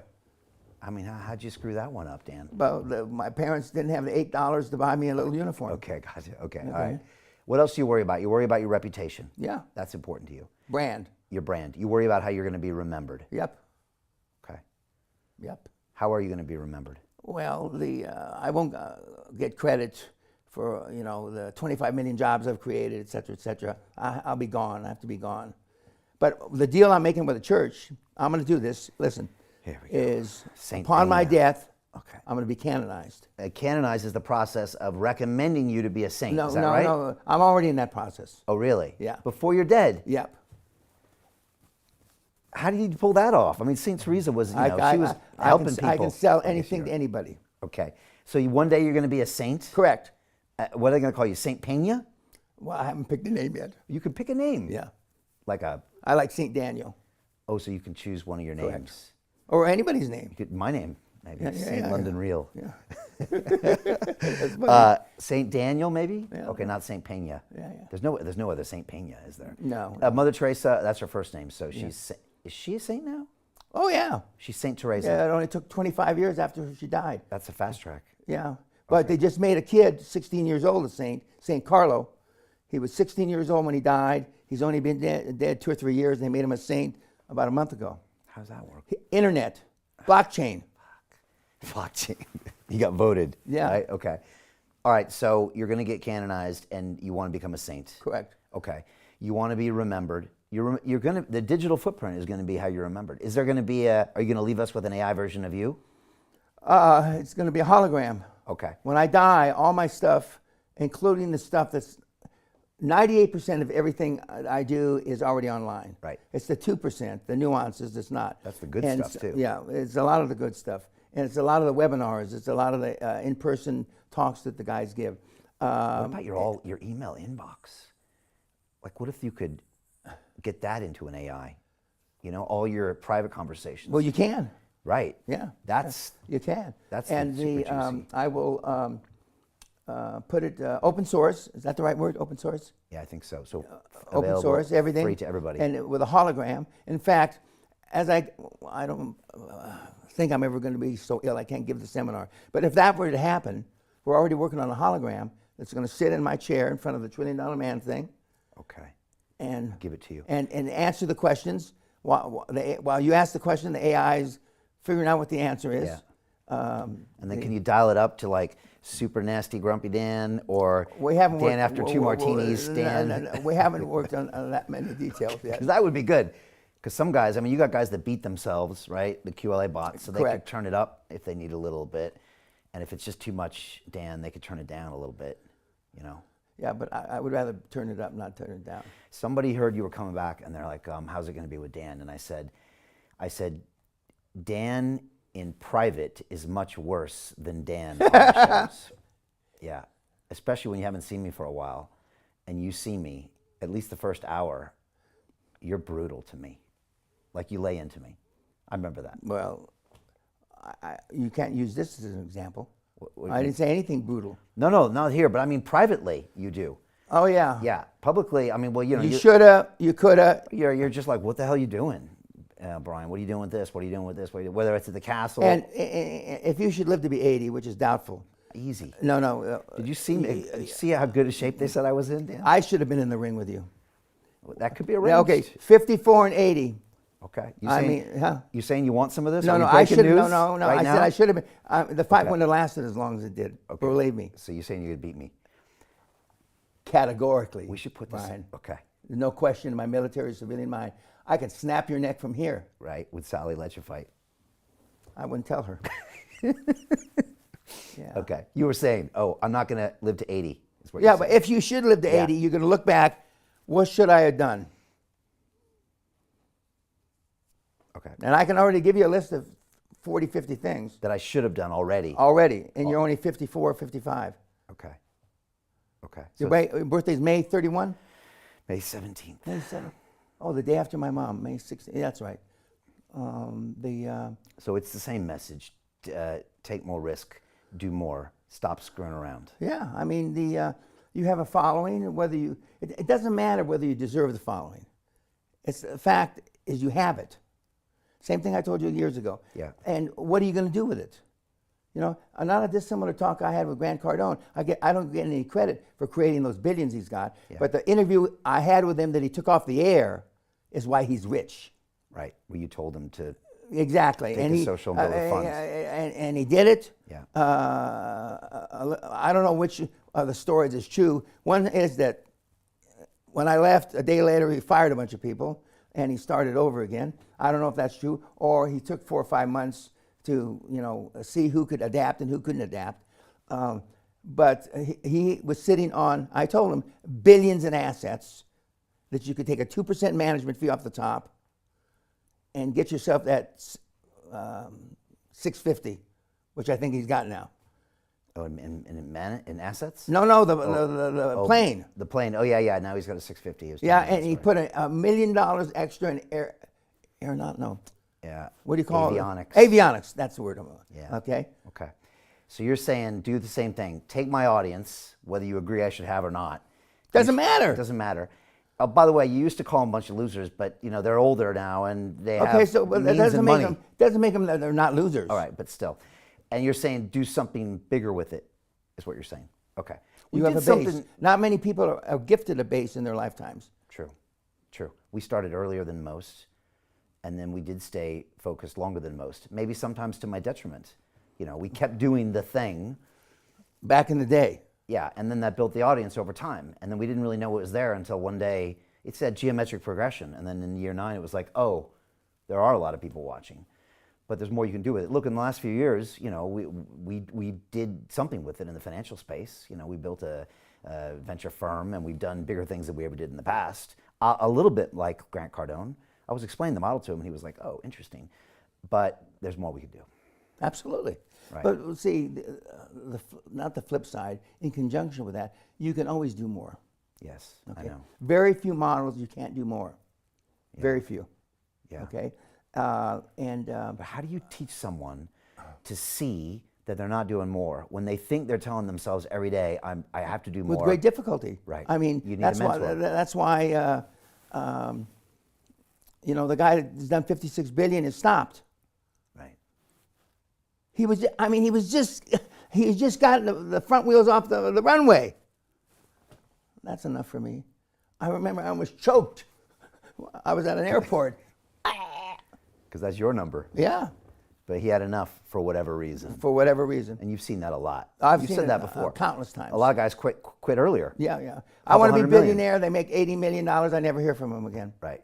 Because they don't want the hardship, the pressure. They say Yeah. that's what happened to Conor McGregor. He got too much money, and then there's a point where you don't want to get up. You don't want to get punched in the face anymore, and you don't want to. Is he ever going to fight again? The White House fight has gotten a lot of guys excited that we're in retirement. So Conor says he wants to fight at the White House because, you know, for these guys, they have to get up for something. You know, just another fight's not interesting for him. Another $10 million isn't interesting for him. But the White House, I think he's trying to book that. But that's You gonna mean be- the fight in the White House? Yeah, for the 250th anniversary of America, Oh, okay. Trump is holding a UFC at the White House in July 4th next year.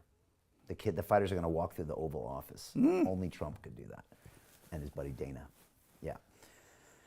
So get a mentor that can tell you you're not doing enough, or be in a system where you can do that. Well, it's easy if you have the mentor to. How do you do it? Well, I don't have anybody to tell me anymore. I know, but how? Well, no, it's because the.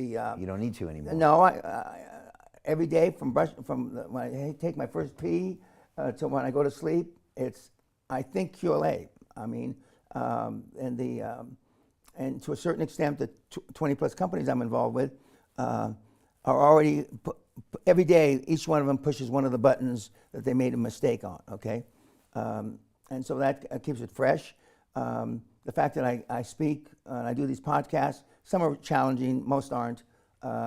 Speaking at the universities, I like better because the kids, because when you're at Oxford or you're at the Wharton or you're at the University of Toronto, and you come to my talk, it's because you're not part of the norm, Right. okay?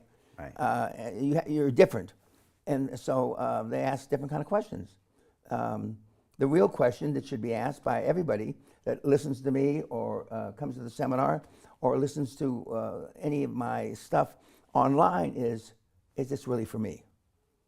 All the other questions are bullshit, perfunctory bullshit.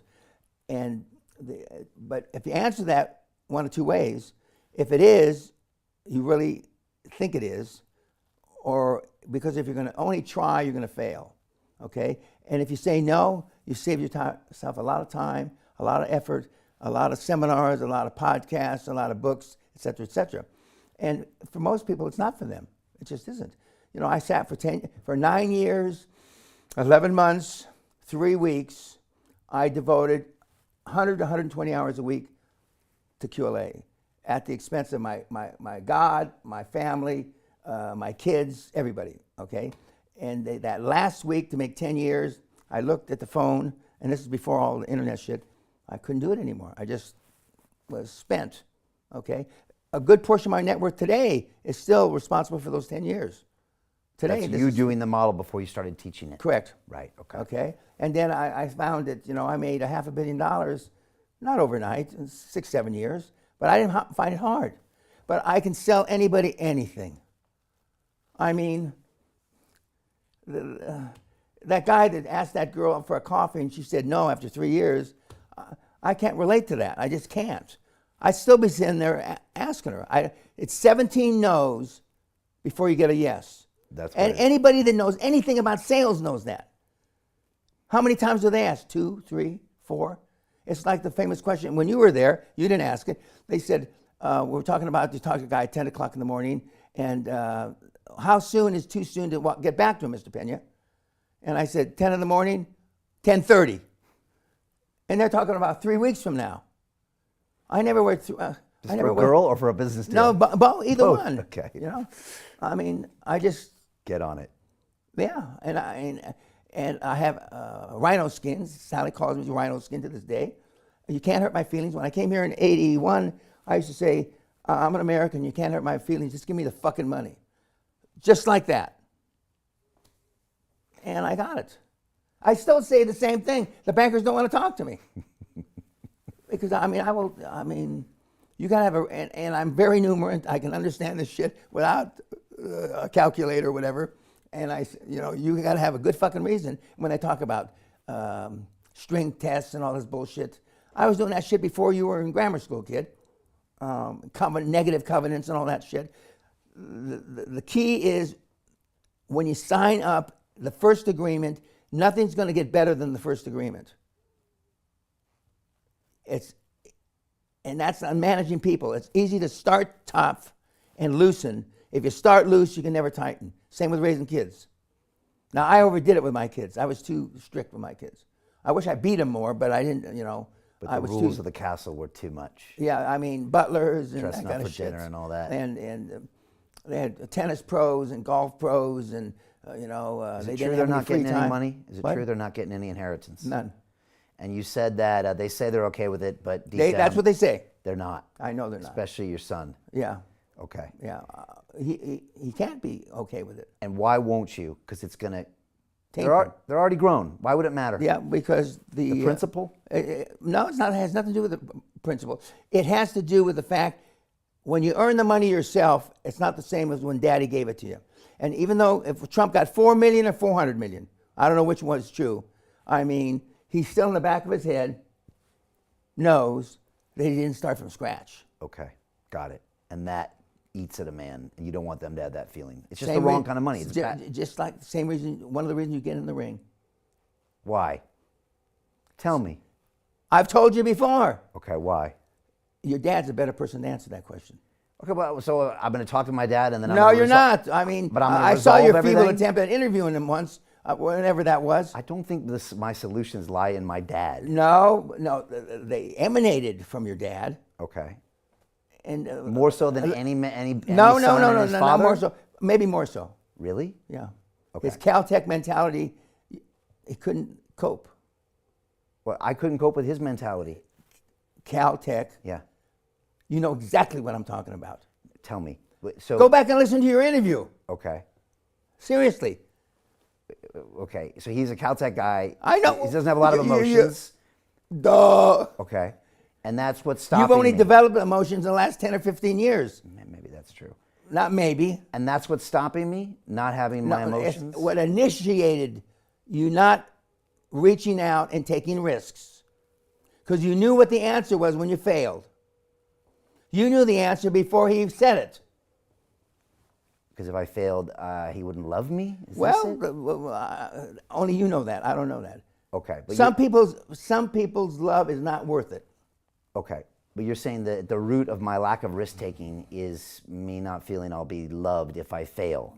No, the root of your lack of risk taking is low self-esteem, Okay. and it has worse than. Okay. Better now. Yeah, a lot better now. You've done, and getting in the ring does help. Yes. It's better. Now, if you had gotten in the ring, and both fights got knocked out in the first round, it's not likely. Maybe you wouldn't have had the second fight. Right. If I got knocked out. True. Yeah, true. Okay. Yeah.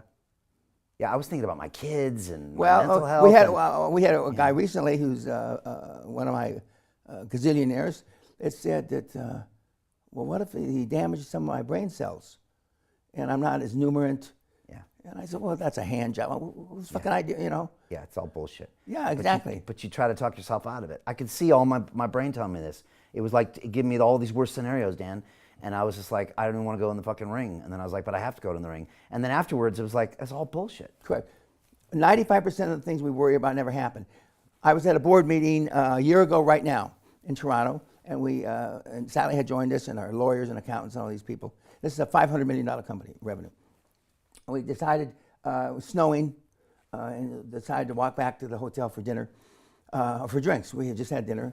And so one of the guys says, well there's a shortcut here through some alleys and some shit. So the mentee in the deal, sturdy, fit, good-looking black guy, like a black James Bond, okay? And so we walk through, and then there's the other board members are lagging behind. And 3 black guys step out in the alley. Big guys. And I'm thinking, I'm wearing a $100,000 top coat. I was going to get fucked up, ripped up. And so the kid and me, the kid stayed by my side. We walked up, I said, okay, assholes, are we going to fight or dance? We're stalking you, Mr. Peña. We want your autograph. The rest of the board members disappeared into the night. Hey, assholes, are we going to fight or dance? So that's the state of the world today. Bunch of pussies. Well, there are not too many people that would say fight or dance. No, not many. They all scattered, but you were there. No, the three guys. And then they came back to the bar with us, and one was starting a vodka company and some shit. But we worry about shit that doesn't happen. I agree. But I was worried about my $100,000 coat. It all fucked up.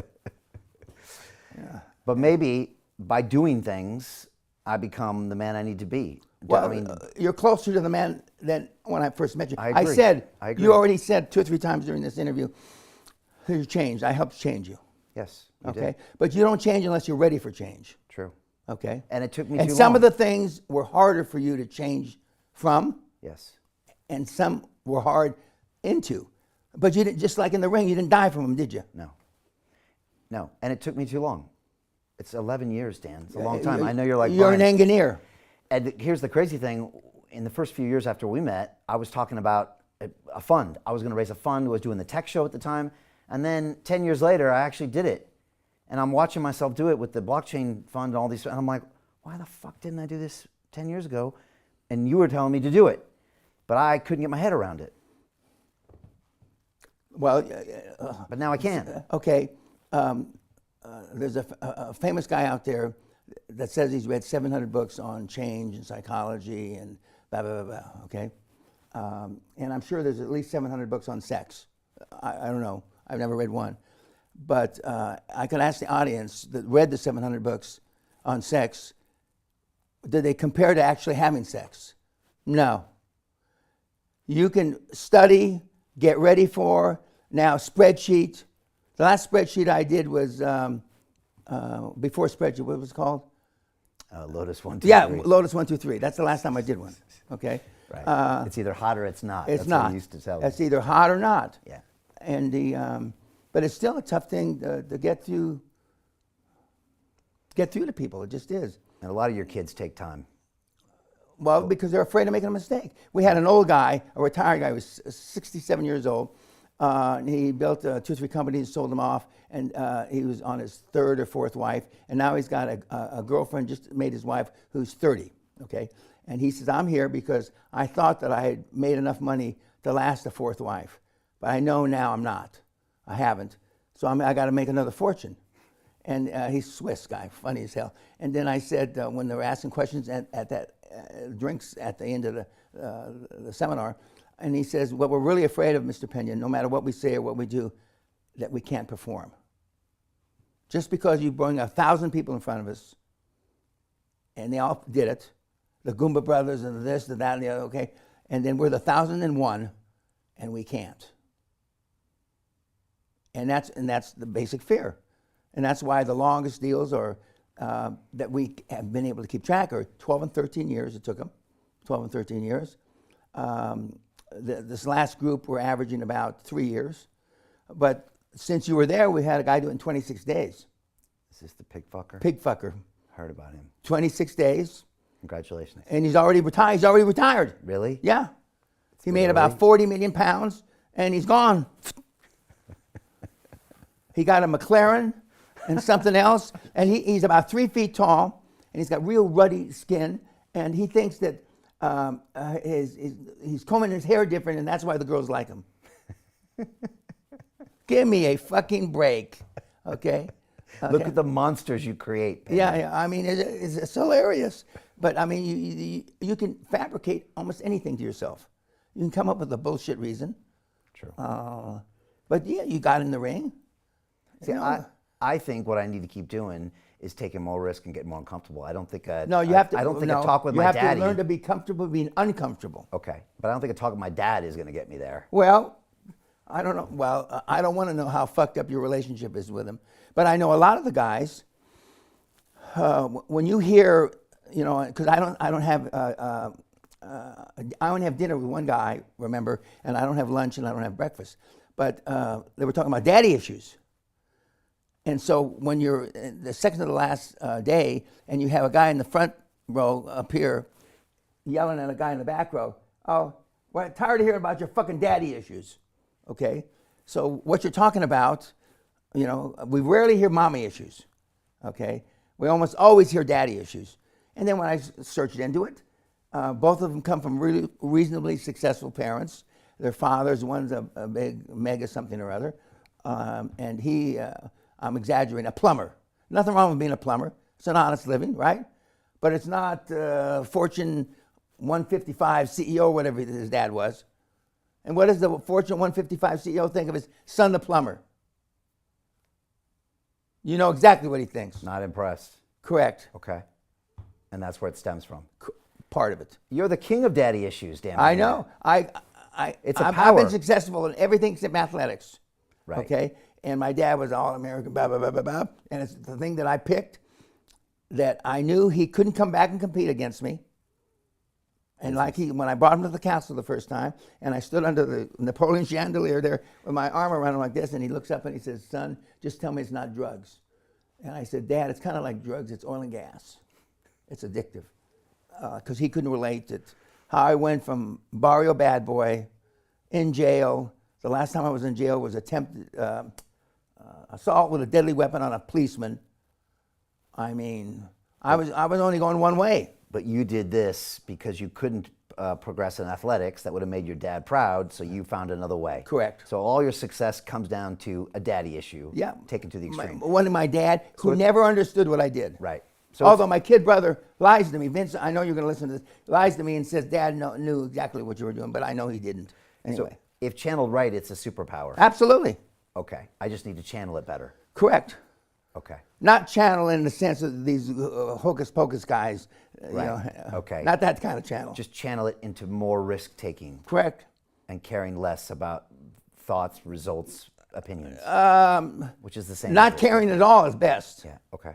Okay? Okay. Not caring at all. I mean, you've had, I know that, I don't know if you still do, you used to take negative shit that was written about you off the YouTube and those comments.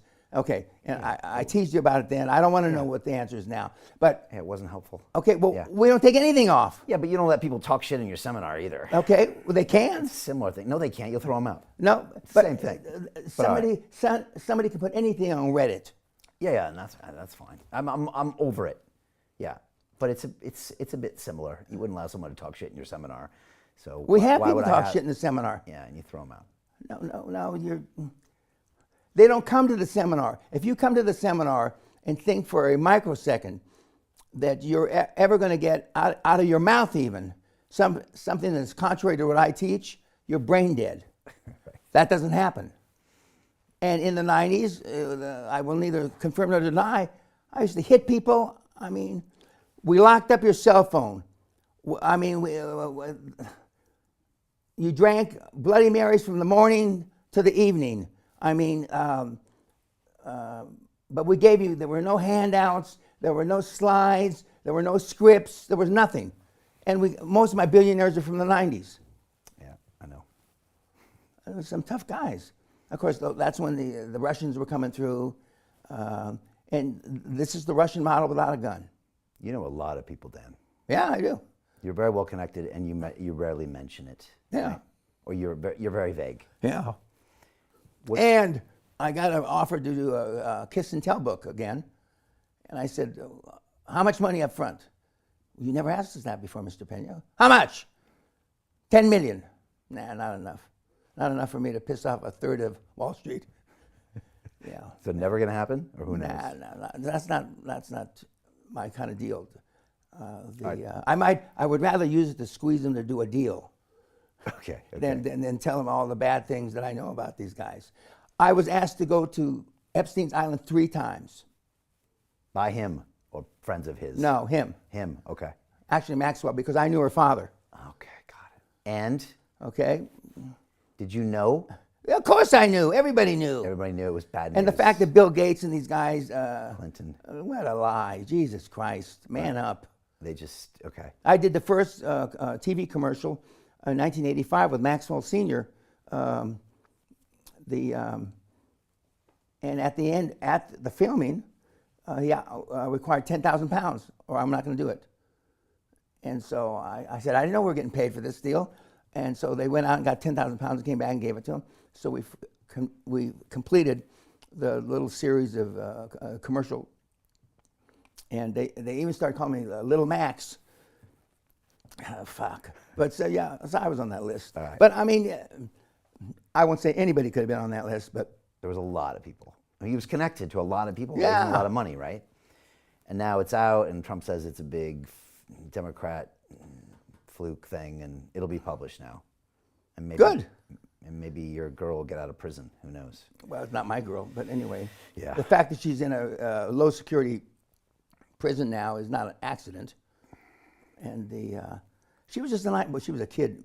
Now she's 60 something, but she was a nice kid, and she was nice to me because she knew that I knew her dad. And her dad was an asshole, though. He was a real prick. And but all these guys are selfish. See, when you're taught as a kid, don't be selfish. Let Johnny use your toys. That kind of shit. Fuck Johnny. Get new parents. Get some toys of your own, you little prick. That's the way my boys behave when no one's watching. There's not a lot of charity. Well, Kids that's are good. allowed to be themselves, right? Well, I don't know about if I had any charity. The nuns and the fucking priests beat it out of me, and I'm the perfect person to do this project for the church. My mother was an illegal alien. Comes from right near where the current Archbishop Gomez comes from in Mexico. And I'll there's a lot of people. They're going to lose 20% of the Vatican Bank when I'm done. At least 20, if not more, Lose it how? because they're doing favors. Okay. The staff, the team, the whole thing. They only know the Siemens way. Okay. Okay. So you have to get rid of them. And I'll go in there. And it's like when I fired the top 3 of 10 guys when I was a big organization in sales. Maybe they shouldn't be fired. But there's a new sheriff in town. And the new sheriff in town will tell you there's collateral damage. Everybody's worried about the collateral damage. I don't worry about that. But all of a sudden, everybody's sales just went up 25%. You said fire the highest performing sales guy. Yeah. And take the hit and show everybody. Yeah. there's a new Well, sheriff. now it's up to the three out of the top 5. And there's a reason. Now people look the other way not to fire people because of woke, and it's too much paperwork. I do just the opposite. Still. Still, Okay. to this day. To this day. So 10 more years of QLA if Trump stays in office. Next 10 years, you're going to sort out the Vatican, and you're living to 120 plus is the plan. And I hope I die on re-entry after having sex with Sally, coming back from the moon. I plan on going to the moon. Oh, really? The moon? Yeah. All right. So that'll be in. And you know the real reason Elon Musk wants to go to the not the moon, Mars. Mars. Why? The real reason. Now, as connected as you are with all these sycophants that you have on your show Yeah. that suck your ass, you don't know the real reason he wants to go? No, tell me. It's 40% lithium. So he wants the batteries.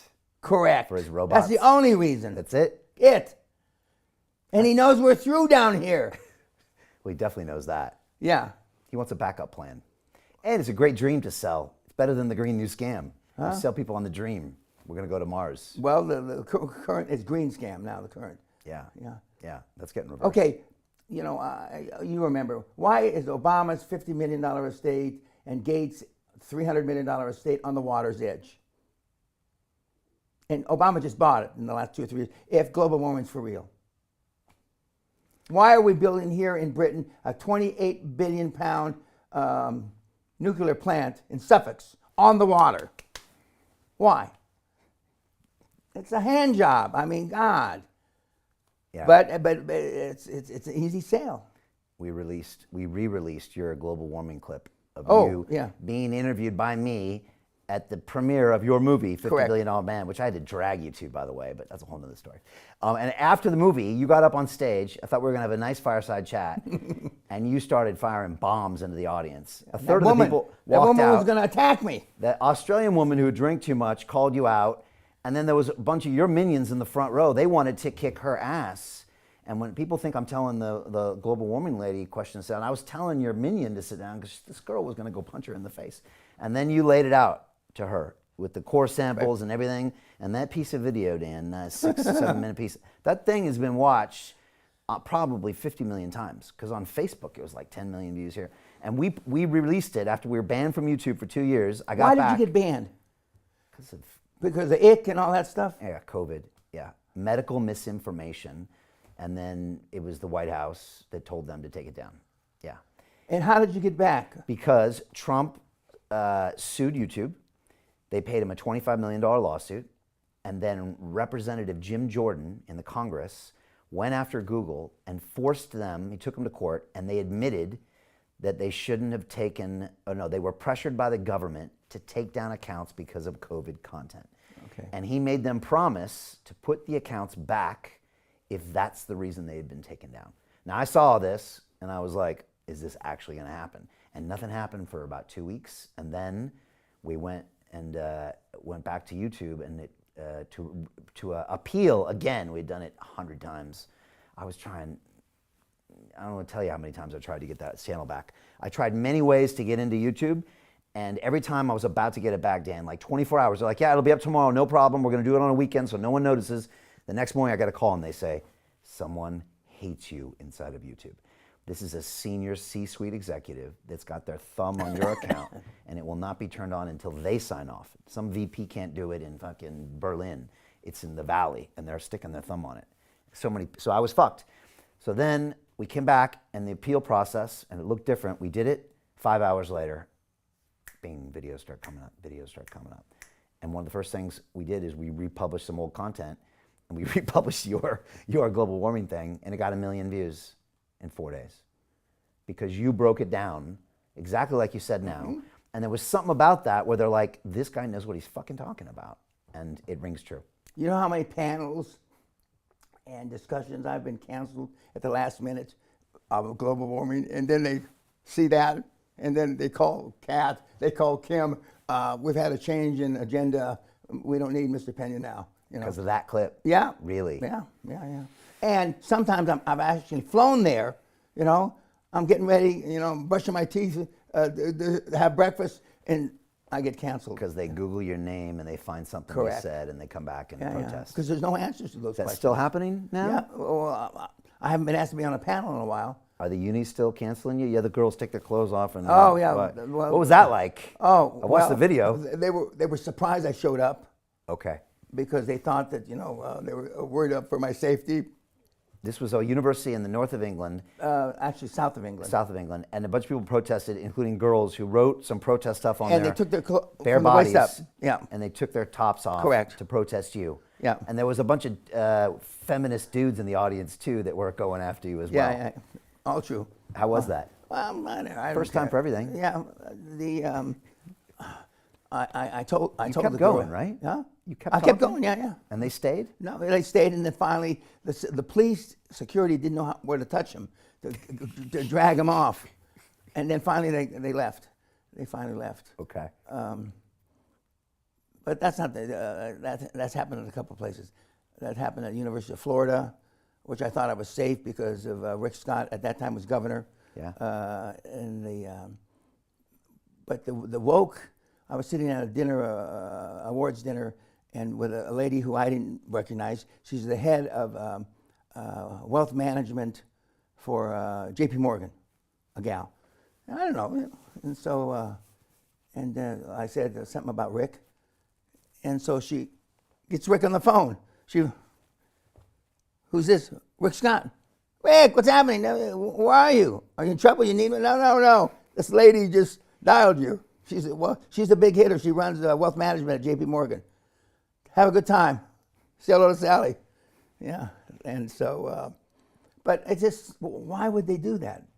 And all the stuff they've built in Florida, not all, but almost all that stuff, why? It's going to be the biggest next class action lawsuit. You know, all the cities and the counties that have benefited from that new building, those new buildings that go all the way down to the Keys. But I mean, Los Angeles and Amsterdam, and they were fighting, they were pissing around about the Panama Canal a few months ago, are all gone. If it's best case scenario, 3 meters, worst case scenario, 30 meters. 30 meters, 2/3 of the world's gone, okay? Right. Okay. 3 meters, a bunch of it's gone, but they wouldn't do that. Banks, even though they've done stupid things over my lifetime, banks aren't just writing off, ultimately trillions of dollars to make people happy. But Bill Gates would be the first to move his fucking house. And I didn't know this. I've been saying he's got 50,000 square feet for years and years and years. I didn't know he added 10,000 more feet here in the last 5 or 10 years. I was up there many, many years ago. They're too smart for that. But the next play, and I've been saying this for a while. What is it? Water. Yes, I've heard you say The this. big money is water rights. There's a reason why Sir Richard Branson, Bill Gates, amongst others, are the largest mineral owners in the United States. It's not the minerals. The mineral they want is water, because that's the next shortage. It is. It is. That's the next shortage. Okay. And the big money have been buying up water rights for 50, 60, 70 years. So look out, because that's next. Yeah. Pretty soon, a glass like the water that I have here will cost more than a barrel of oil. And they can't purify it, or in the Middle East they purify it from the seawater. Correct. It's expensive though, isn't it? Yeah, yeah. Well, they have the money. They don't give a shit. Right. Money's no object. And the oil comes seeping out of the ground. Yeah, I mean. Okay. All right. So we heard it here first. Yeah, Water's and next. we're not going to have any electric car bullshit until Saudi Arabia runs out of oil. Which is In 500 years. They don't say that. The publish is they're the second or third largest oil reserves in the world. 500 years is Dan Peña's estimate. Used to be 300 years. And I'll give you an example. Saudi Arabia has been trying to take Aramco public since Christ was around. yeah. And they can't, okay? And they went to NASDAQ, they went to the New York Stock Exchange, they went to some of the lesser exchanges, Toronto, etc. They went to Hong Kong, they went to Beijing, they went to Singapore. Nobody do it, okay? So then they come back because they wanted to take 5% of Aramco public without showing their oil reserves. And the value of Aramco is their oil reserves, okay? So they take it back to Saudi Arabia, they take it public there. 5% of Aramco, and the valuation for the company was about $1 trillion or $1.5 trillion or something. But nobody would buy it on the stock exchange, so they forced all employees, either directly or indirectly employed by the government. Every swinging dick employee in Saudi Arabia had to buy Aramco. That's the only way they got the public offering away. Right. Without an evaluation of the oil reserves. And the reason they don't want the oil reserves evaluation is it's going to show maybe a gazillion barrels. Which kills the price of oil. Oil will be a nickel. Okay. If people knew how much they had. Correct. So it's And everybody in the oil business, ExxonMobil, dating back from when I started 45 years ago, knows this story. They know this. Except you don't hear Anderson Cooper saying anything. Right. You don't see any of these guys saying anything. I thought it was going to come to truth when one of the first chiefs of staff for Trump was the former chairman CEO of ExxonMobil, that guy, who I knew when he was a middle manager, by the way. And he quit because it was too much hassle working for him. And then Mad Dog Maddox, the Marine guy, came before, etc. We're not going to have, it's a hand job. It's bullshit. No way are we ever going to have those kind of flying car bullshit. And because they got to get rid of that oil, and they'll sell it at any price, and that's the they can. That's the open secret in the oil. Well, it's not so. I'll tell you another secret. You know. In 1964, 65, they had the American Petroleum Institute, which is a bunch of jerk off MIT and Caltech guys sitting up there jerking each other off. They had a convention in Las Vegas. Yeah. and the head scientist for, this is before ExxonMobil were merged in Chevron. The head scientist from Chevron was driving from San Francisco to Las Vegas to make a paper. Okay, this big discovery he made. He left home in time, and then the next day at 10 o'clock when he was supposed to get up and speak. Now this is legend in oil business. He wasn't there. Now this guy never missed anything in his life. Anyway, he never showed up. He never made the paper or discussed the paper. What was the paper? Change 2 molecules in distilled water and you got petroleum. 2 molecules. Now you probably understand it better than I do.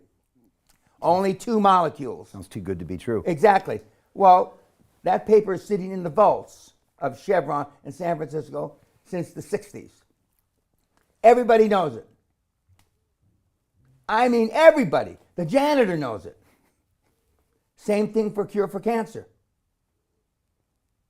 And I go down a long, long list. A lot of the stories you hear about pharma are all true. Okay.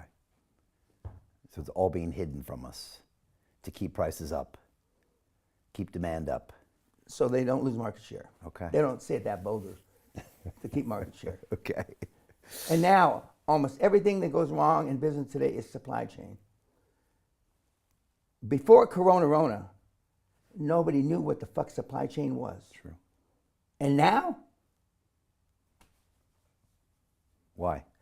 Because it's an easy thing to blame. Okay, right. Okay, so they just throw it at that. And the public is gullible, they're morons. That's why I call them meatheads. Supply chain, my ass. I mean, you go back and you look at textbooks 10 years ago, 5 years before Corona, you can't find supply chain. It's not a definition. It's all bullshit. When you watch the news, and I know you watch like 4 channels every day. Correct. Is it just all bullshit and you're just sorting through, or you want to know what is the bullshit they're selling to the meatheads No, today? because my kids will come back to me and say, well, this happened. You didn't mention this in the seminar. Okay. And so I said, well, this is horseshit. Right. One of the ones that's destroyed is Al Jazeera, which is Middle Eastern owned. Yeah, Qatar. Yeah, they're pretty straight. But I mean, CNN and everybody else. I like Bloomberg. Okay. It's pretty straight. Okay. I listen to their weekend wrap up or whatever, the summary of the week. Okay. It's pretty good. But how did I know we were going to have negative oil? Well, you're an oil guy. Yeah, well, none of these pundits had ever been to Cushing in Oklahoma to where they swap wet for dry barrels. Okay? It was built in the 20s, 30s, 40s, and it's just recently been computerized, and they've got old software, blah, blah, blah, blah. There's no fucking way they could have taken an influx of that much oil. Okay. I didn't know how much. I guessed off the top of my head, I said minus 24. It went minus 37. Now, some of my guys, Wall Street guys, shorted oil, made hundreds of millions. A couple guys, allegedly billions. Because no, I mean, you could short that commodity all day long, and they were just taking the tickets. Landman. It's a great series. I love it. And the fact that he used to be married to Angelina Jolie, yeah. And then she said on the news, he's the greatest fuck. He's got a cock like a baseball bat. She said that on the news. I still remember that. I love that girl after that. They used to wear vials of each other's blood around their neck. Yeah. Yeah, he's the man. He's the man. Yeah. Dan, if you had to start everything over again in '93, I'd go back and I'd be. What would you do? I'd be. Landman? No, I'd be doing. What'd you do the first job you had? Wall Street? Well, Wall Street, a derivatives trader. Yeah, I'd be derivatives. Because that's trading nothing for nothing. Do they still have derivatives traders? Yeah. Derivatives is big You business. mean, but don't they have algorithms enough to do all that shit? Nah, you still need the derivatives. You still need the people. Yeah, it's still big business. So AI is not going to make that disappear. Maybe. It definitely can take some things out of it. But Wall Street's strong, right? Goldman's results are strong. JP Morgan's building a brand new building in London, brand new building in New York. Business is good for those guys. Would you do anything different with QLA? And you had to do QLA. You had to do this. This was your calling. Yeah, I guess you say that. But I tried to do it with the bear. And they told me I had two great ideas while I was at the bear. One QLA, I'm searching for the best bang for my institutional customer's buck. Okay, and and I said it's a quasi real estate play. We buy companies, blah blah blah. And I forget, either Ace or somebody told me that we wouldn't do that because there's no real fees in it, especially if you do seller finance. Okay. So then I came up with a second deal, was the Salawati oil field in Walio oil field in Salawati, Indonesia. Oil was like, I exaggerate now, six inches deep. It was a foot or some shit. It's a no-brainer, okay? And the Indonesian government just hadn't got around to developing it, and so I somehow got an option, just like I took an option public, and you don't have to put up any money. And I brought it back to the bear, and we had one oil analyst, who was a nice enough guy, an Indian guy. He said, no, oil is way above the guys here. They're not interested in that. I said, well, I'm leaving with this one. I said, is it all right for me to leave? So I went to my bosses, one of which was at my 80th birthday, Keith Kretschmer, he's 90 now. And I said, I'm leaving with this deal. Everybody says, okay. And he says, well, don't be surprised if 25 years from now they come back and ask you for their share. 10 years ago, I get a letter from Bear Stearns, the cleanup lawyer from the bankruptcy. Wanted to know what happened to that asset. Really? Yeah. And I made a handshake deal with Suharto, the butcher, murderer, what do you call it? Yeah. I got paid 25 years, though. 25 years. It wasn't always on time, but I always got it because he liked me. He liked me. I think more or less his crazy son, Bong Bong, liked me more in a way that's not healthy. But anyway, I got paid. And so I left. But then a number of years later, they wanted to know, we don't see Bear Stearns on the title anyplace here. And so I showed him a letter. Thank God I kept the letter. This is before emails, Yeah. And their lawyer asked, how many copies of this letter do you have? And I said, one, as I took it back. Just one, this one. But that's why I left the Bear, because of the oil. There's plenty of places that you can get oil for $2 or $3 a barrel to the surface. But there's so many other places, and that would take billions in infrastructure. Because there's no pipelines there, it's too shallow for ships, like Onassis had, and there's all kinds of reasons. But someday they're going to have a secondary, tertiary, and even a fourth method of extraction that'll be able to take this oil profitably. And there's no reason to have all this other shit.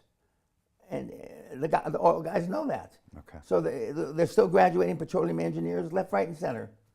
Geologists left, right, and center. And so I know that. I'm not the only guy that knows that. And when he says drill, baby, drill, he means it. And plus, a lot of his backing comes from the oil drilling states. Those psychos from Oklahoma, Kansas, Texas, drill, baby, drill. His energy secretary is an MIT kid. Yeah? He was at my fraternity a few years before I got there. So we're not all bad. No, I'm not. I know a lot of MIT guys that are smart. I know a couple of Caltech guys that are smart too. Okay, but those schools, as I tell this, I've never been there, but at Harvard, Oxford, some of these other schools I've talked about, it gets you in the door. Okay, it may get you your first promotion, but after that you're on your own. Yeah. Unless you're fortunate enough to your boss and boss went to those schools, and then Kelly was able to, because Northwestern, and maybe that's why she wants to stay near Chicago. There's a lot of Northwestern grads there, and they're loyal to each other. Okay. Yeah. But she get paid an inordinate amount of money to do fuck all. In your opinion? My opinion. Okay. I forgot more about pushing paper, management stuff. Yeah, management I could do that in a coma. Dan, what if there's someone listening and they would say to themselves, I'm too weak, I am a cunt, to say your terms, and I need to change myself if I want to get something out of this life. How can they do it? The first thing is this is all free information, so you take it for what it's worth. We have a book online. All my material is free online. You know that, okay? I know. Called QLA for Dummies. It was originally written for kids about 10, 12 years ago, but it is our most read piece by adults. We wrote it for a 10 to 12-year-old, which is more or less the average mentality of, unfortunately, Homo sapien right now. And I'd read Q&A for Dummies. And if it makes sense there, then all the rest is laid out on my site for free. I mean, my book, Your First 100 Million, is free. It's a good book. Yeah, it is a good book. It's And actually a good book. we have guys that have made hundreds of millions that I never met. Now, many of them come back to the seminar just to say thank you.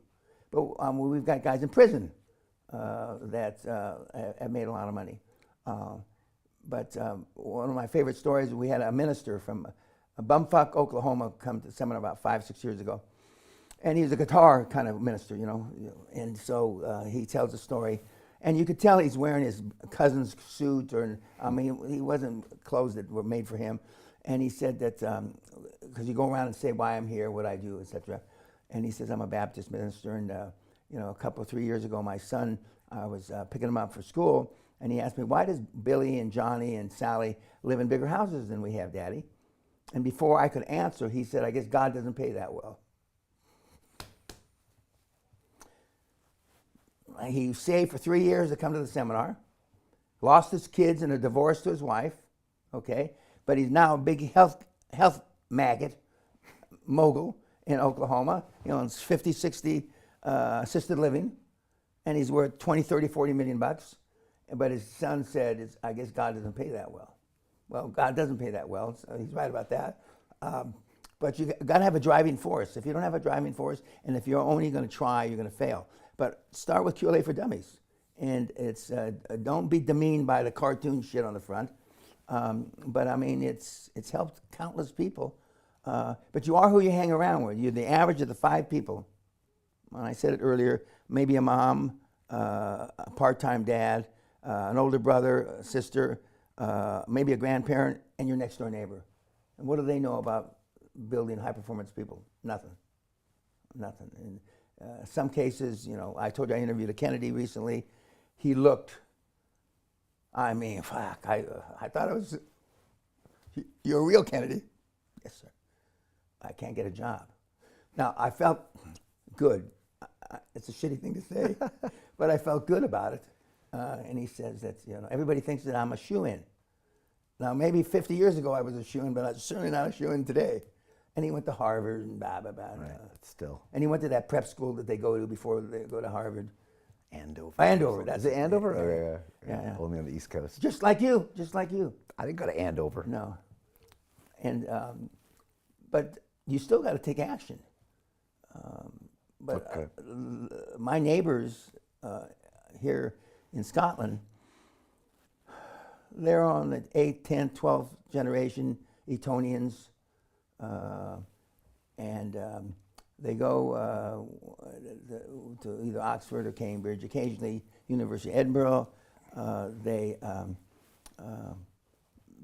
work in the city for 3 or 4 years. They want to be a director, a main board director, and they go in the Black Watch, you know, and then they come home and drink themselves to death. They've been doing that for 500-600 years since Napoleon got beat at Waterloo. Nothing's going to change. I mean, why would you change? I went to a cocktail party 3 or 4 years ago. They call them drinks parties in Scotland.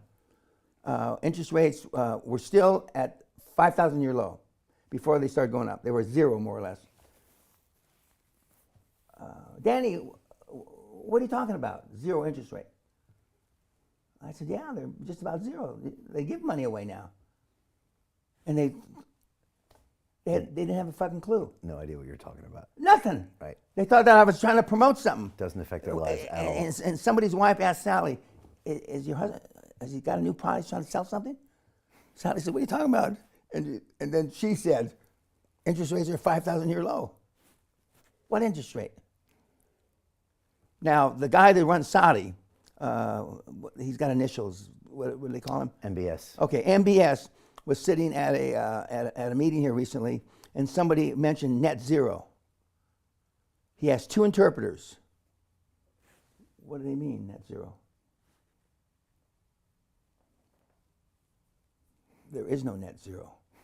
That is a fig Newton of somebody's imagination. That is never going to happen.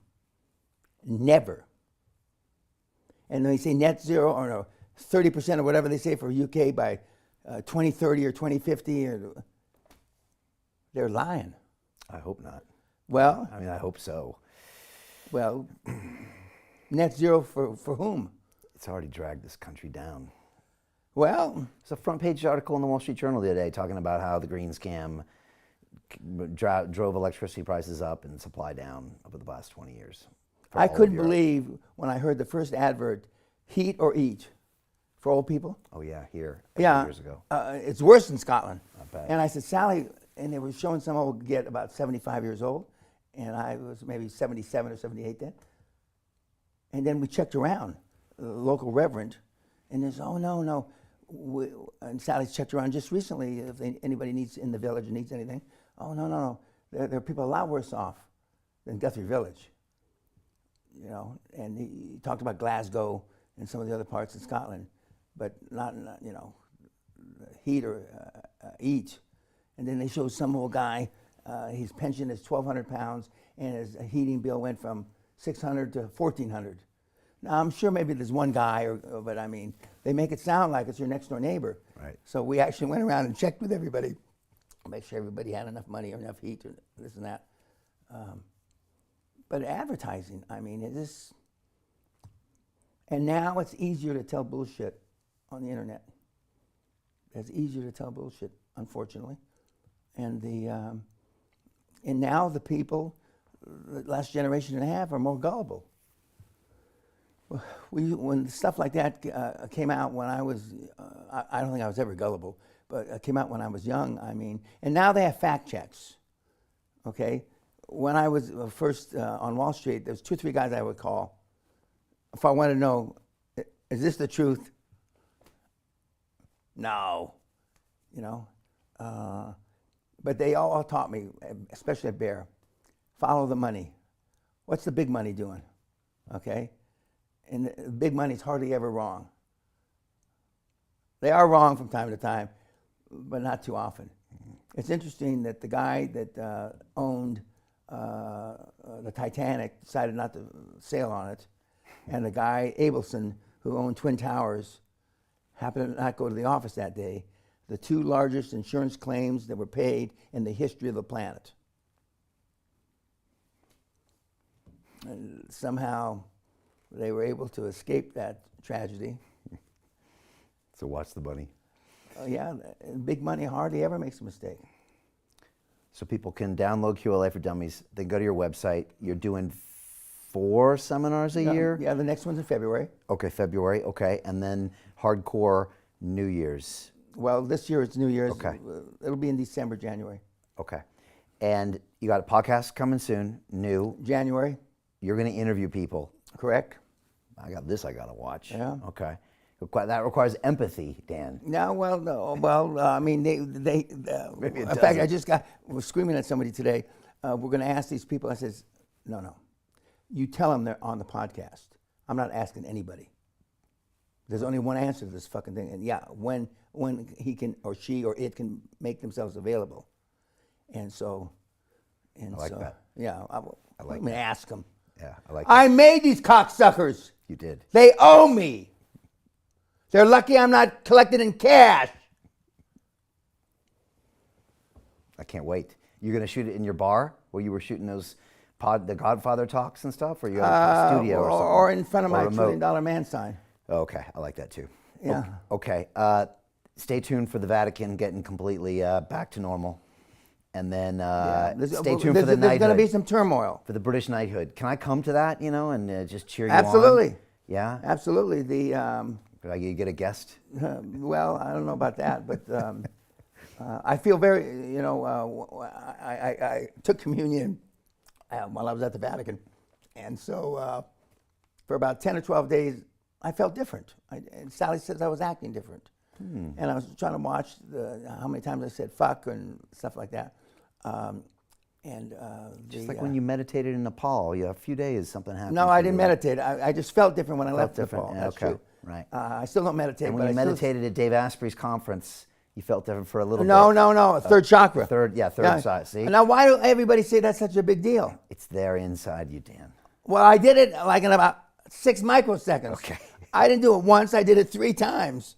And then we went out with some friends of ours and got drunk. And then when we went back to their big mansion in the kitchen, and then one of the wives said, "Do it one more time." So I got in the other room. I did it again. And then and I've got some mystics that follow me.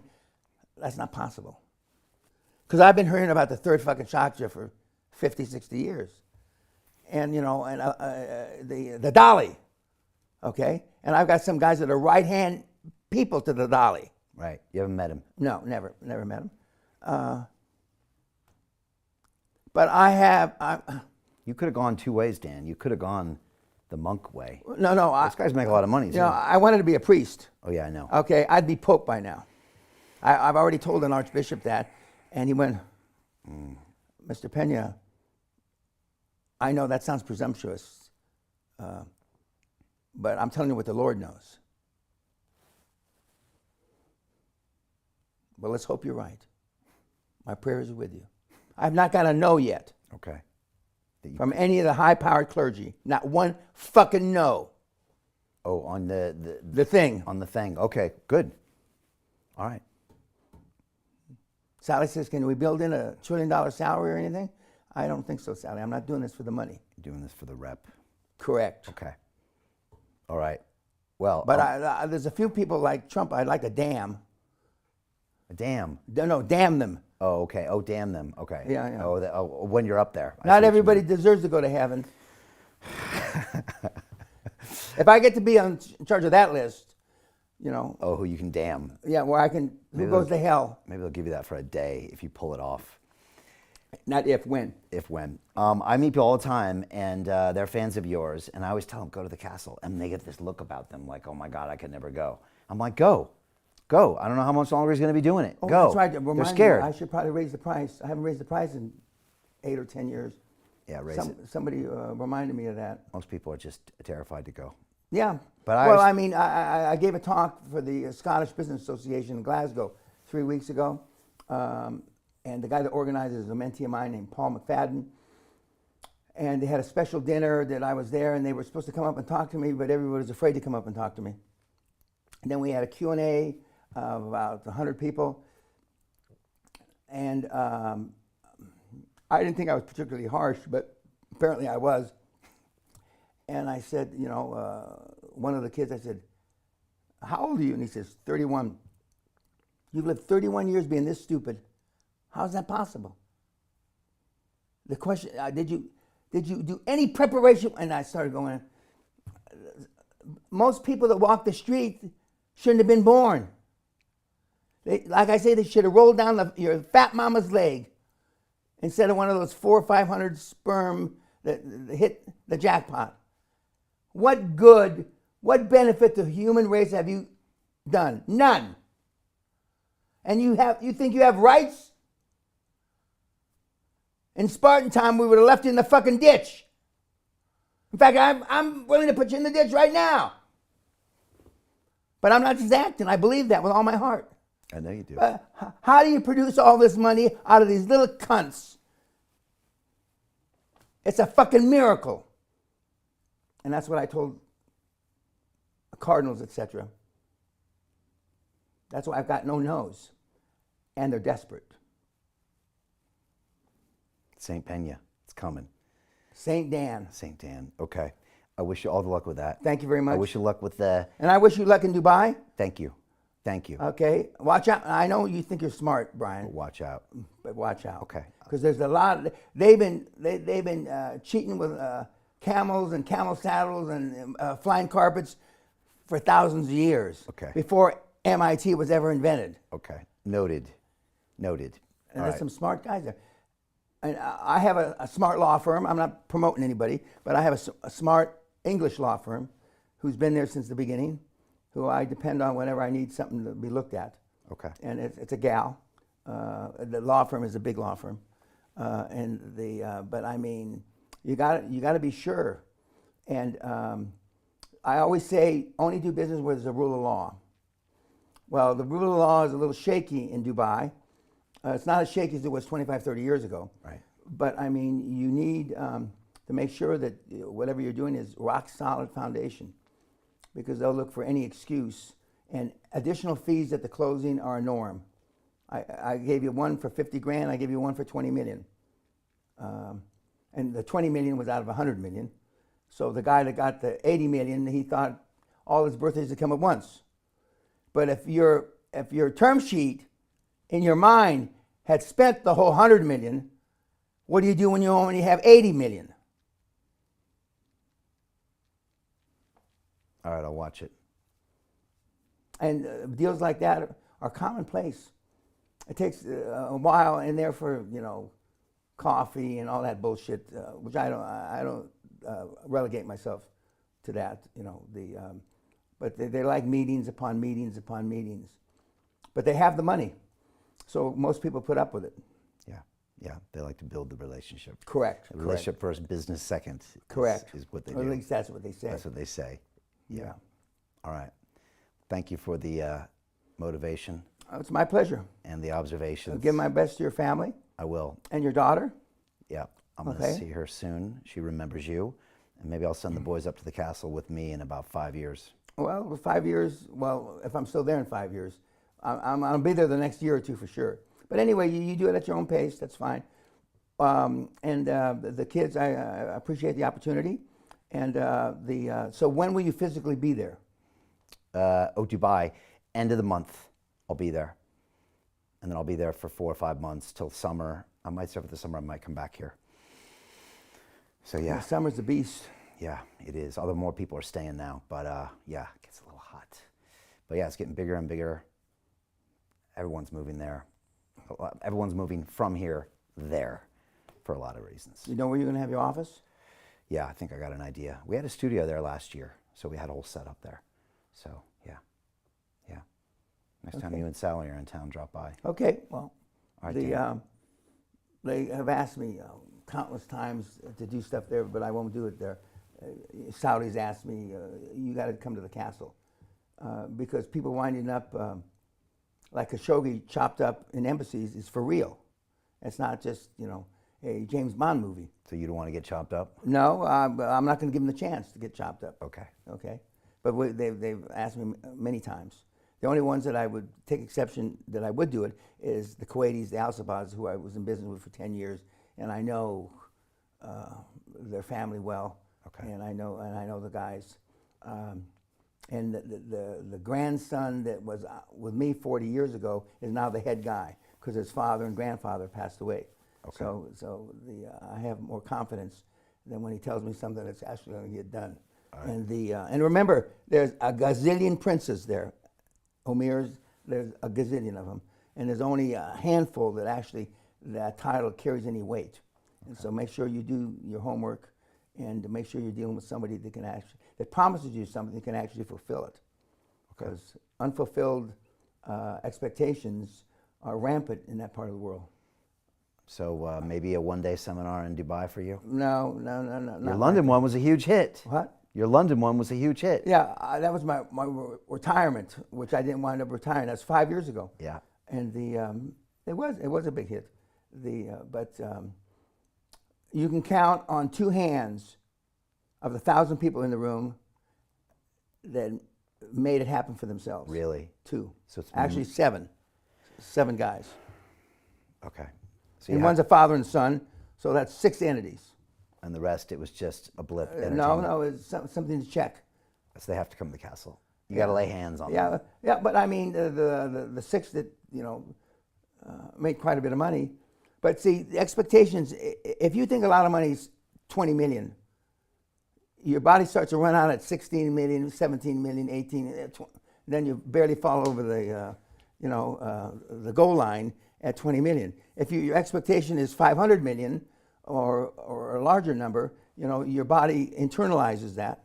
It's like the difference between a two round fight and a 5-round fight. Okay, and so you internalize that, and most people are ready for like a 1-round fight, and when it's a long time. It's a long time, but I mean, your Iron Man and the boxing, etc., is all boded well for you, and so that's good. That's good. And so with the whether you need any more fights or not, you'll decide. Yeah. But I need more challenges and more risks. Yeah, and with that comes money. We're winding up, right? Yeah, we're done. Thank you, Dan Peña. You're very welcome. All right. All Okay, the my best. pleasure.